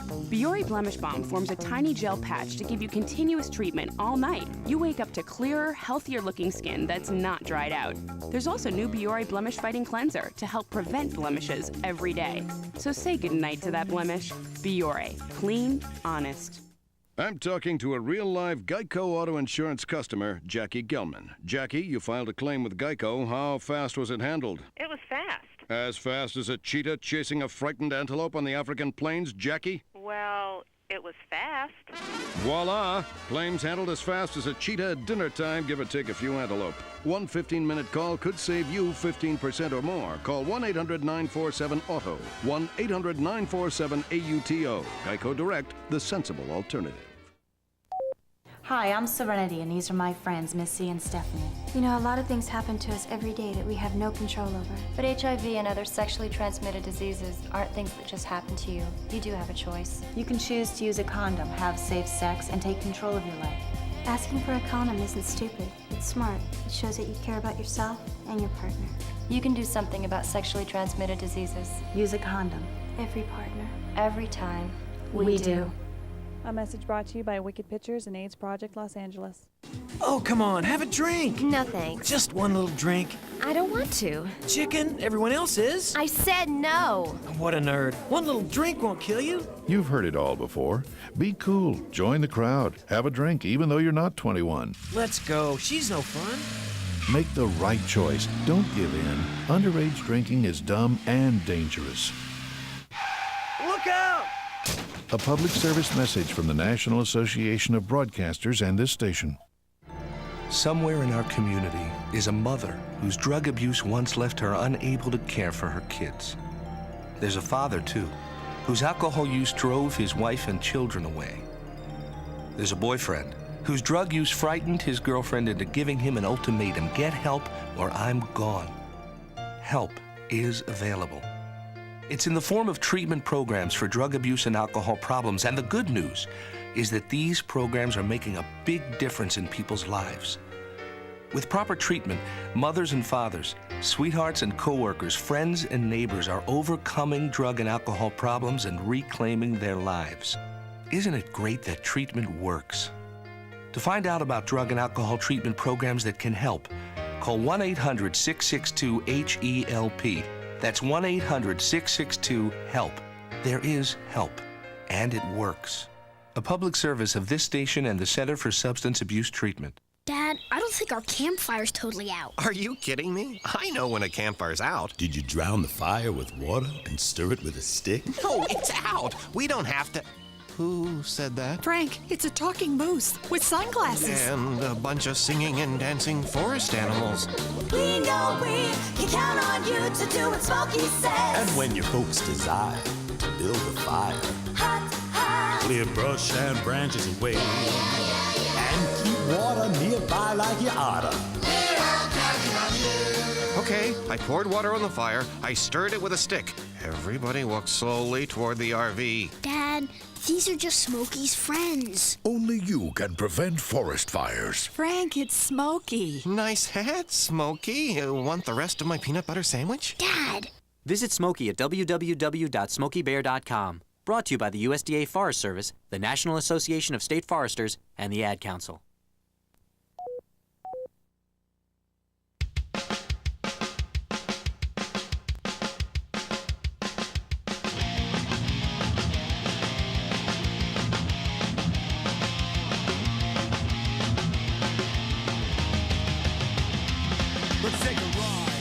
Yep, it is LoveLine. Max, Tony, and John are all here from Eve 6. Horoscope is the name of the new CD, but it won't be out until the end of July. We just premiered something from it, the new single, actually. We're playing the Key Club tomorrow night. Did we mention? And we'll be at the Key Club out here. Where's that exactly? It's in Hollywood? The old Billboard Live, right by the Roxy. Right on Sunset. Oh, on Sunset? Yeah. Night at the Roxbury. Yeah. Where that fabulous movie was set. Never went into that place. You never been there? Billboard Live? Billboard, yeah. No. Did you go in there? Oh, yeah. What for? Was that a thing for musicians assistance program? It was a disco, Drew. Admit it. No. There was a benefit for the musicians. Art played. Art from Everclear. Oh, really? Yeah. Well, what do you know? I guess I wasn't invited. We brought Can't another imagine date. we weren't invited. John? Yeah. You're 30. What's up? Hey, man, I was with this girl for the last couple of days here, and, well, first off, I'm a truck driver, so I get around a lot. I was with this girl for the last couple of days, and, you know, she was giving me a blowjob, and I kind of made a suggestion because somebody told me, you know, in a roundabout way that if, while a girl's giving you a blowjob, she, you know, like fingers your butt with a pinky or whatever, you know, that's more an intense, erotic kind of thing, right? You're gay. Yes. Yeah. No, man, seriously, that's what hell, things, right? Sure. As long as it's not a guy, right? But anyway. Yeah, but Doesn't matter, really. You got to be careful because as a truck driver, you make a living on your ass. Don't want to ruin it with a bad pinky. You can't afford. Am I going to ruin my asshole with a pinky or my butt? I'm sorry, I don't know if I'm just saying that your asshole is your livelihood. Asshole. What's your question? But what my question is I kind of enjoyed it in a way because it did. It was like a heck of an explosion when it happened, right? And like it was real intense, and I kind of enjoyed it. I was kind of wondering, is that like saying something about me? Is that like it means you're special. Tendencies or what? I don't want a guy or nothing, but it was kind of fun when she was giving me a blowjob with her pinky and all. I just like, am I just twisted or what? No, you're fine. Relax. You're a trucker. Yeah, I'm a trucker. Here, I'll give you one right now. There you go. There you go. We all like a pinky in the ass every now and again. Right now, going into Merced, right? All right. Well, hey, I appreciate it, and I listen to y'all all the time, and EU6 rocks, right? Thank you. Thanks, man. Take care, guy. And the one you had on before me, Yeah. it sounded like it was a little bit Arkansas-ish, you know? Yeah, the twang? No, the mom and the daughter. Oh, yeah. A little bit Arkansas-ish. Hey, you guys keep up the good work. Arkansas-ish. Back up so I can hear you. That's a good term, Arkansas-ish. That makes sense. Yeah, it's John. Oh, man. You ever pull into those truck stops and see like we've pulled into a few truck stops. All those John. Yeah, they're really surreal places, and they have these. They have everything that's powered off a cigarette lighter in one aisle. Totally. And now, you know, it used to just be for like 20 years, the only thing you could plug in your cigarette lighter was that giant 2,000 candle power floodlight. Remember that thing? Yeah. Plug that baby in. With a cage around it? You got yourself a floodlight. Yeah, and I remember I bought one when I was like 19. It's like, hey, I need a floodlight. I don't know what happened, but I've never used it. There's a part of your life where you go, hey, if I had... Well, let's just say a car goes into the river and I pull up. It's like, what? Yeah, I've never used that thing except for to scare the hell out of my friends. They got a lot of rear view mirror hanging stained glass accessories. It just reminds me of Pee Wee Herman mesh back hats. Every time. Yeah. Now they have. I was walking down that stuff you can plug in your cigarette lighter now, and they have like, you know, cigar humidors and stuff. I mean, it's really getting crazy, like a Frappuccino makers and stuff. One I was particularly intrigued by was one called the Sandwich Maker. Really? That thing called that we had in the bus. It like toasts the bread. What does it do? You squash it. Yeah. Those things are the Snack Master, baby. The Snack Master. Yeah. That must have been it. You could do that. Oh man, if they had one of those that plugged into a cigarette lighter, I'd be. They have it. Oh, I'm buying one. That's all. It's all over. Oh, yeah. imagine we're ruined. Imagine this. You get one of those babies, one of those sandwich grillers, you plug it into the cigarette lighter, you buy a jumbo thing of white bread and a jumbo thing of American cheese, and you just hit the road in search of adventure. You never have to stop to buy candy or something. You're set. You're just set going. For hours and hours. You're going to need some country You need some butter, though. And a catheter. You got to put some butter on either side. Catheter and just a little lard, and that's it. I mean, for masturbation, not for the sandwich. You sick bastards. Melanie? Hey, you're 16. What's up? Yes, I am. Hey, I noticed when you came back from the commercial break, you played Pennywise. Are you going to have him on the show soon? Soon? Yeah. Yeah. If we throw up all over your gear, could we come back again in a couple weeks? Yeah, we miss those. We miss the physical abuse that is perpetrated by the Pennywise. Well, really just Fletcher. It's not the entire band. Anyways, I had a question for Eve 6. Yeah. Sure. What am I talking It's a good question. What was that? Yeah. Anyways, where did you guys come up with the name for your new CD?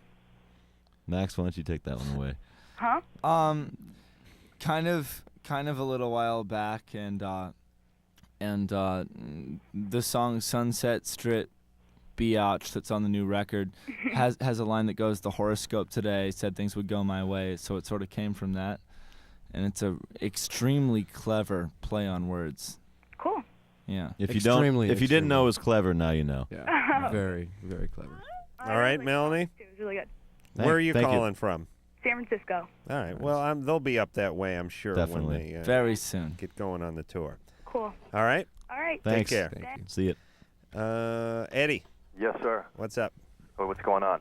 All right, here's my question. I had a body piercing on my nipple that I had done about 8 months ago.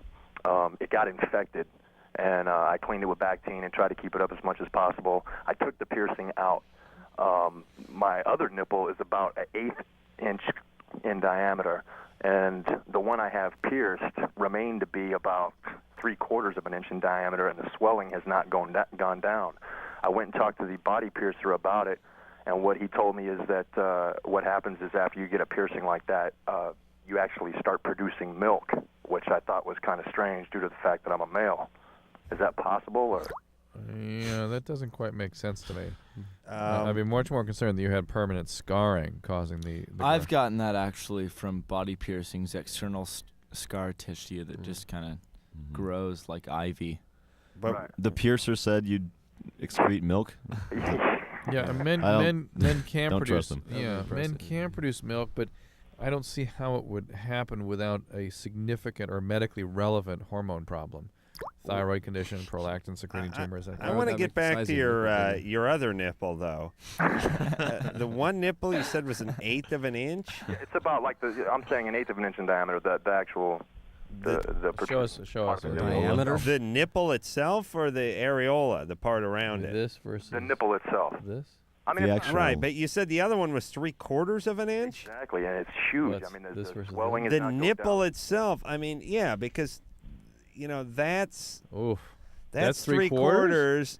Yeah, and that's an 1/8. Oh my right God! I just drew it. Well, I mean, 3/4.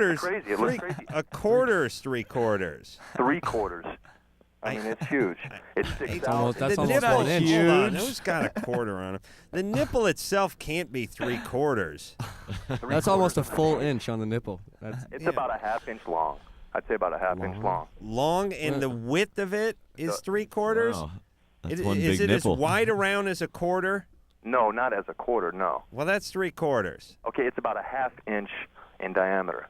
All right, so it's about a dime in diameter. You measure your nipples by coin currency? I've never measured my nipples by coin. You're saying it's Go a do it. dime? No, yeah, it's a little bit smaller than a dime in diameter. All right. Well, listen, it keeps going down now, doesn't it? No, that's the funny thing is like, when it's cold, it's kind of like. No, I mean, that, you idiot. All right. Is it more like an eraser on a pencil? No, it's a little bit bigger than that. A little bit bigger. When I squeeze it, there's actually the little I don't know, they're little dots that are around your, kind of like where the hairs come out. Yeah. It actually comes white pus out of Yeah, right. Oh, I think that's probably pus though, not milk. I mean, you maybe have an abscess in there or something. So do you think that it's still? You got to see a doctor about this. Really? Yeah. Absolutely. Okay. Or you could, again, consult Kurt, who works at the head shop, who gave you the nipple piercing. Well, He what I seems was to going know to his go way do around. is get the other one pierced so they match.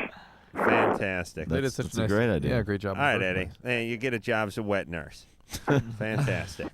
All right. Cereal will never go dry. Idiot. 3/4 of an inch. This cap is about 3/4 of an inch. Yeah.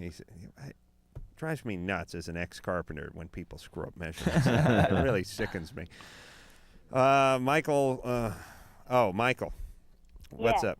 Michael, the girl? Yeah. You're 17? Yeah. What's up? I was diagnosed with herpes last year, and I was just wondering, all the guys know that I have herpes, and they're still attracted to me. Yeah. And I don't Aren't you- understand why. Aren't you glad you got that windbreaker made up? How the hell do they know? How the hell do all the guys know you have herpes? Well, because my ex-best friend spread it all around my town. Around the town? Yeah. Was it a print campaign or the radio? How did they do that? Just at school. It really just shows how guys are sort of motivated. You know what I mean? So, Yeah. whatever. Let's keep going. Yeah. To them, it just means green light. Yeah. Yeah. This girl actually has sex. Okay. Yeah. She puts out or whatever. That's right. She put out enough to get herpes. She'll put out again. Yeah. Right. Guys are just. That's a what turn would that word on. be? Blind. Relentless. Relentless. Right. Well, that's why. I mean, that's. I mean, you want to know where guys are at. Any girl who passes out at a party is immediately humped. You know what I mean? It's not like, oh, my God, she needs medical attention. It's like, well, maybe she does, but let's bang her on the way to the hospital. All right. So your question is what? Why are guys attracted? Still. So you think they'd be turned on? No, they're not. So you're fine. Game on.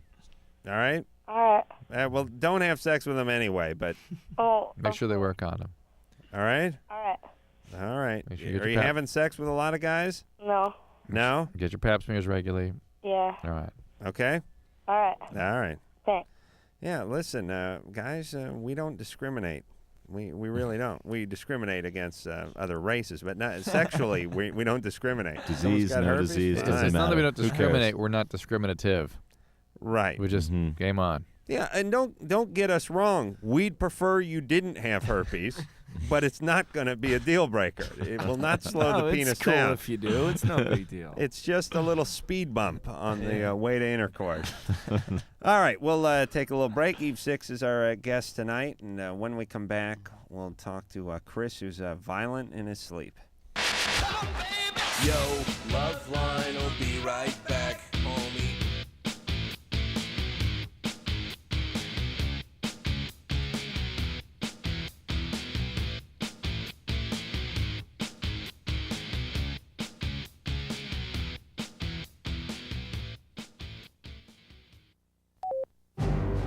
This is a story about American heroes. They changed quite a few lives last year. Jorge Vasquez put out fires, but no, he's not a firefighter. Philip Dale discovered several new stars. Oh, he's not an astronomer. And Elaine Capobianco, she saved a child from drowning, but she's not a lifeguard. They're teachers, but to the kids they've reached, they're heroes. I'm a teacher. The children are the heroes. We're not just teaching subject matter, we're teaching human beings. I am tough as nails, but they know that I love them. I mean, we've got a legacy that follows behind us forever. Teachers have the power to make an impact on our future. California will need about 250,000 more of them in the next 10 years. Reach for that power. Teach. Call 1-888-CAL-TEACH now. A public service message brought to you by CalTeach, the Ad Council, and this station. Okay, so I'm a teenager, right? And everyone's so quick to judge me. On the outside, I may look like... But on the inside, I'm all...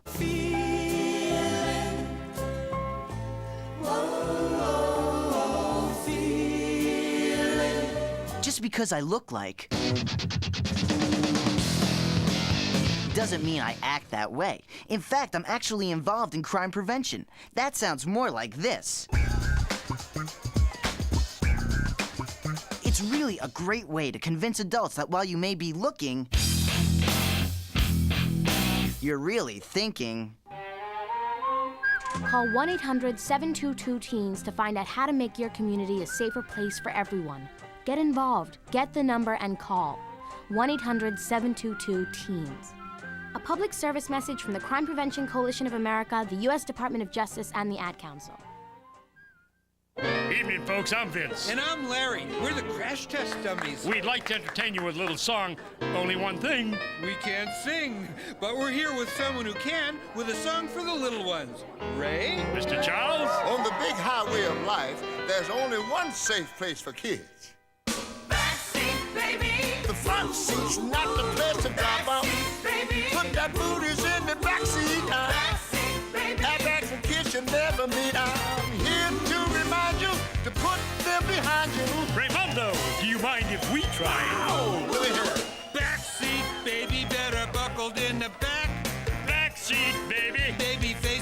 intact. Larry, Larry, maybe you should keep your day job. Ow, that hurts. Not as much as our day job.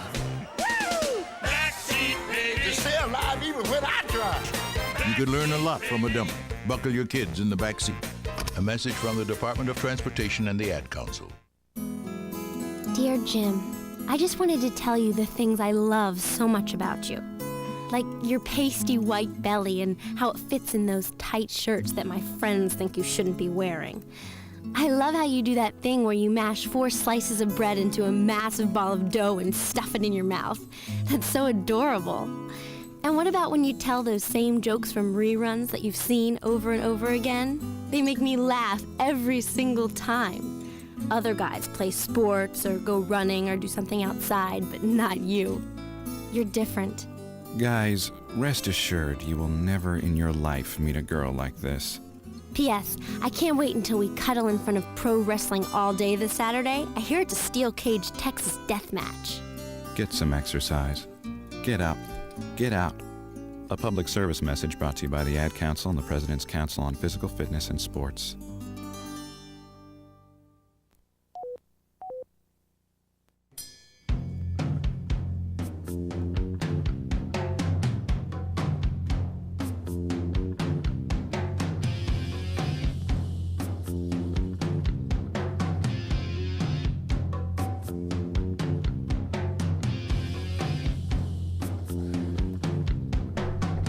Yep, it is LoveLine. Always ready to do my job here.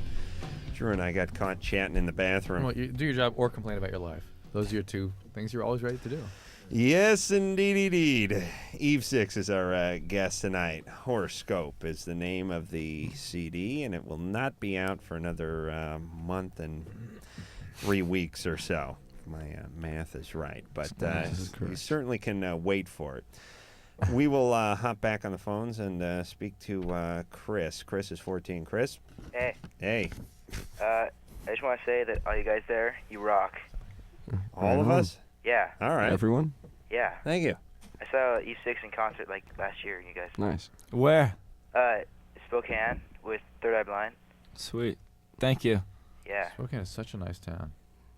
Hey, Chris? Yeah? What's your question?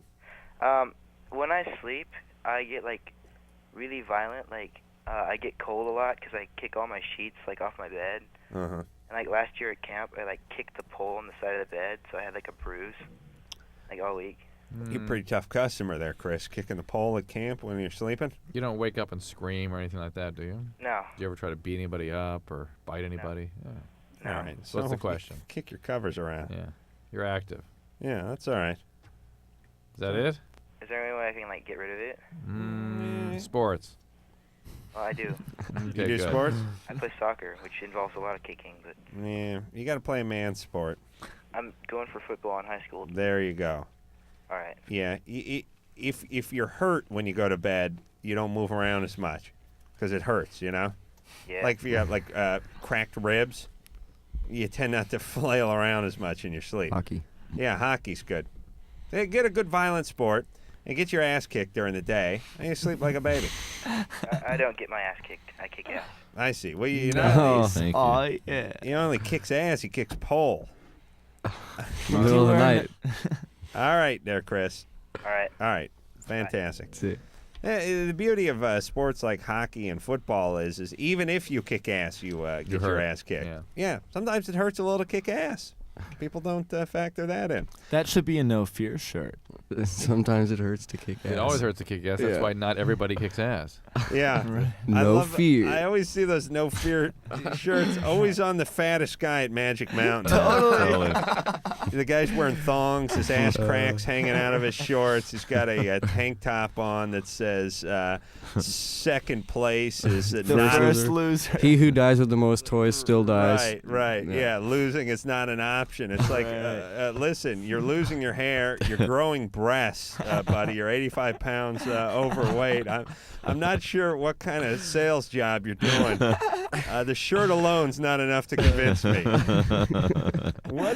What is that? What is that white trash thing that likes to sort of like? I like the dudes who wear the shirts that have the mean dog on it. It says like "bad to the bone." Like, wow, this guy must be a badass because he bought an bought a shirt to show me.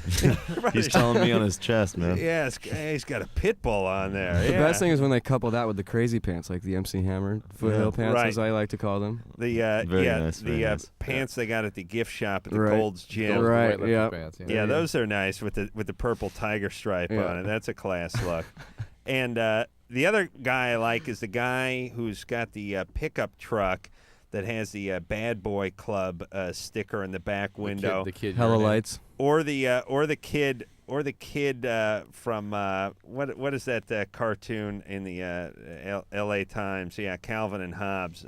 Calvin. Is Calvin the kid? Peeing on a Ford. He. Yeah, I like when guys those like truck rallies get into fist fights. Hey, I'm a Dodge man. I'm a Chevy. Big red flag. Ford kicks ass. My Ford. Yeah, bring it on, mother ever. It's like, listen. Who cares? What are you going to? Are you going to some stockholders meeting in Detroit every year, or are you just working in an Arby's? You know what I mean? I'm a Chevy man because Chevy makes the best goddamn small block. I got a 4-bolt main on my. It's like, oh, shut up. What is that with guys? No wonder women hate us. They're such dicks, you know. Scott. Hey. You're 26. Yeah. What's up? Just got from the beach tonight. What's that? Oh, hey, did I see you at the beach? Yeah. Yeah, I talked to you, right? And it walked by me. Yeah, well, that's how he deals with everybody, Scott. Now, to be fair to me, I was talking to you while I was walking away from you, wasn't I? Yeah, you were. Yeah. Wow, that's a considerable bit of attention. Scott, you should be moved. Scott, where do you work? At the Ramada or something? The Radisson in Santa Monica. That's right. You came down to the beach. I have no idea what you were doing there.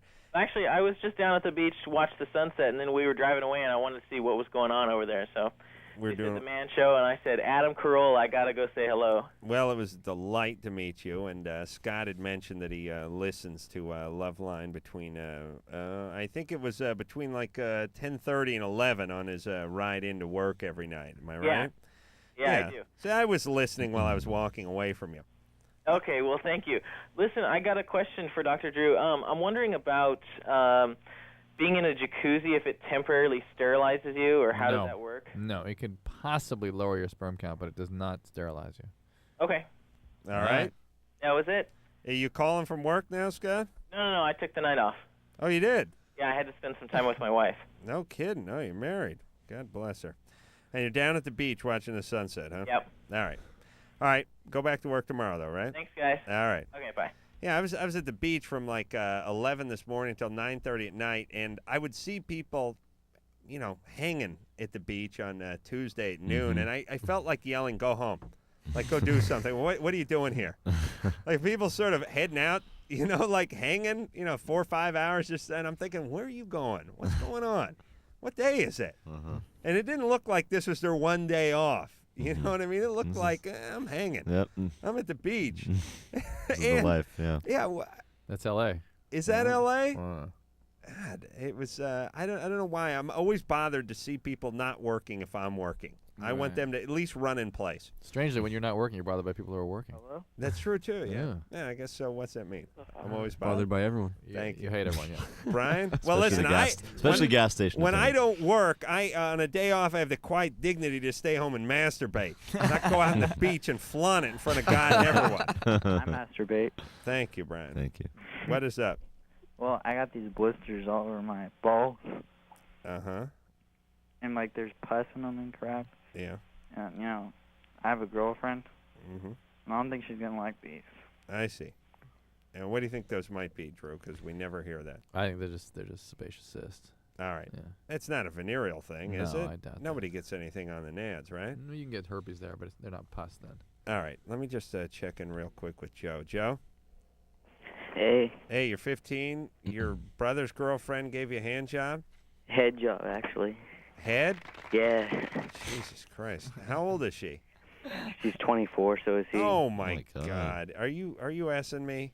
Nah, all right. We were like all drinking beer at my brother's house. Yeah. And he went to go get more. And I was just like, she was there, and she was like, "You look good," and I was like, "I do." And then she just like, Wait, how are you like? I didn't get that. What? Like how? She was like, huh? I was like, I guess, and then she just like, "You want a head job?" And I was like, well, I don't know what Brian's gonna say about it, and she was. It's a damn lie, and you know it.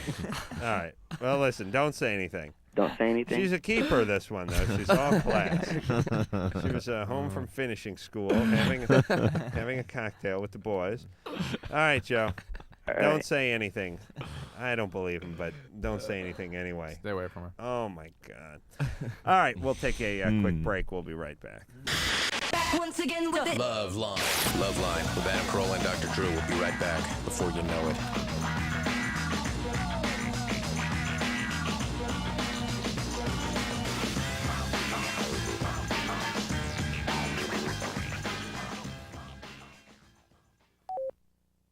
Remember what college cost in the early 80s? Tuition? Yeah, books, typewriter, room and board. Well, yeah, a bundle. Was it worth it? Well, of course. Every penny. And get this, now it's over twice what you paid. Well, yeah, but I don't have to worry about my kids' college bills for another 15 years. Well, if costs keep hiking up and up, you'll be shelling out more in just 1 year for each of your children than you spent on yourself for all 4 years of college. Ouch! So what do I do? You better start saving today with U.S. savings bonds.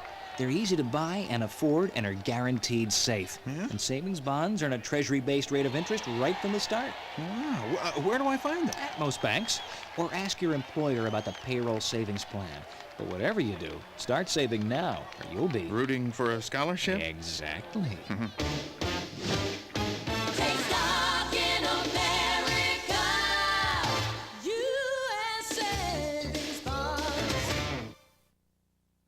Mommy, can I have a drink of water? Remember the last time you changed your motor oil? You let it flow down a storm drain. It found its way into our waters. So did that paint you tossed in the garbage, as well as those fertilizers you might have used a few too many of.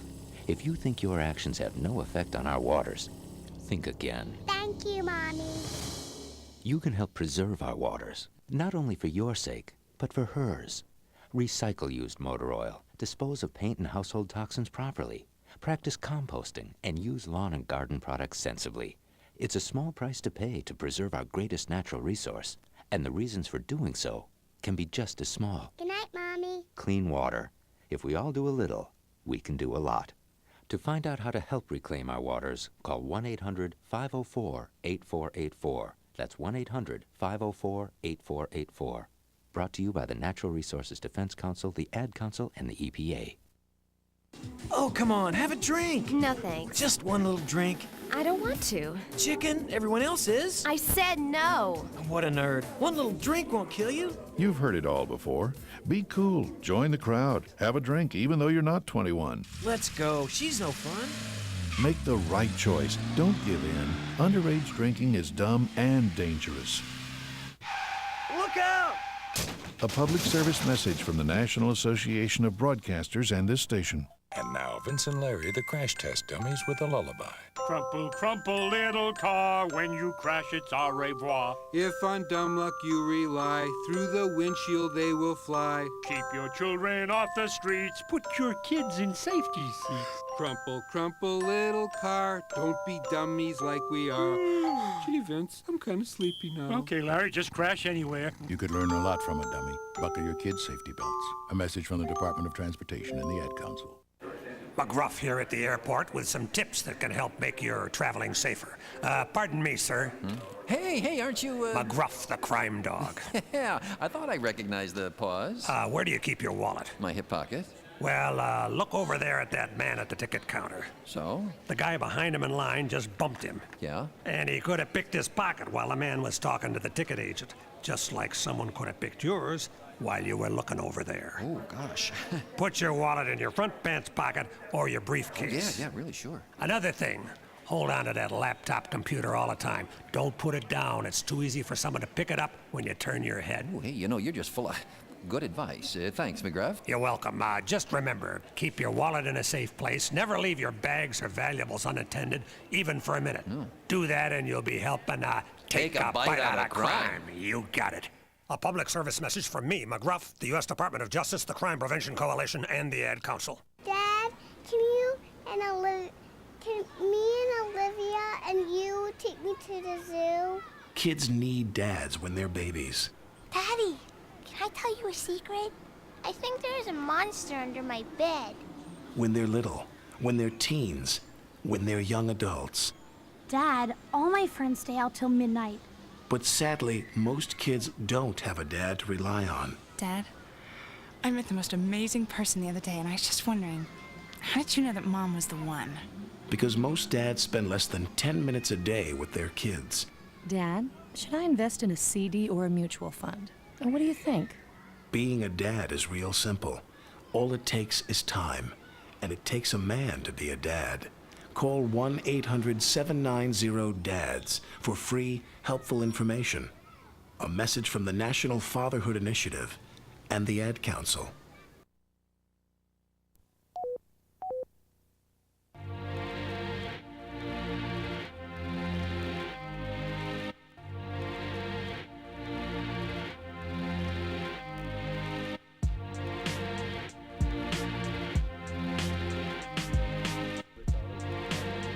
I love her. I see her every day. All right, everyone, that is it. I want to thank Eve Six for coming in here and saying hi to us again. Thank you. Thanks Yeah. for having Thank us you for here. having us. It's a barrel of monkeys. Horoscope is the name of the CD. Not out yet. Coming out late July. Definitely look for it and look for Eve Six coming to a town near you. So thanks and again, guys. Key Club tomorrow. Yes, Key very Club good. tomorrow In LA, night. all you LA What about people. the Key Club tomorrow? Oh yeah, we talked about that. On What the time? fabulous Sunset Strip. At what time? Around 10? 9. Doors open at 9:30. 9:30. So Go out there and check out Eve 6. And until next time, this is Adam Carolla for Dr. Drew saying mahalo. I have a personal relationship with Jesus Christ. Well, now. This has been LoveLine. The stuff expressed on LoveLine is not necessarily the stuff of the staff, management, sponsors, or anyone else, including Westwood One Entertainment. LoveLine is produced by Ann Wilkins Ingold.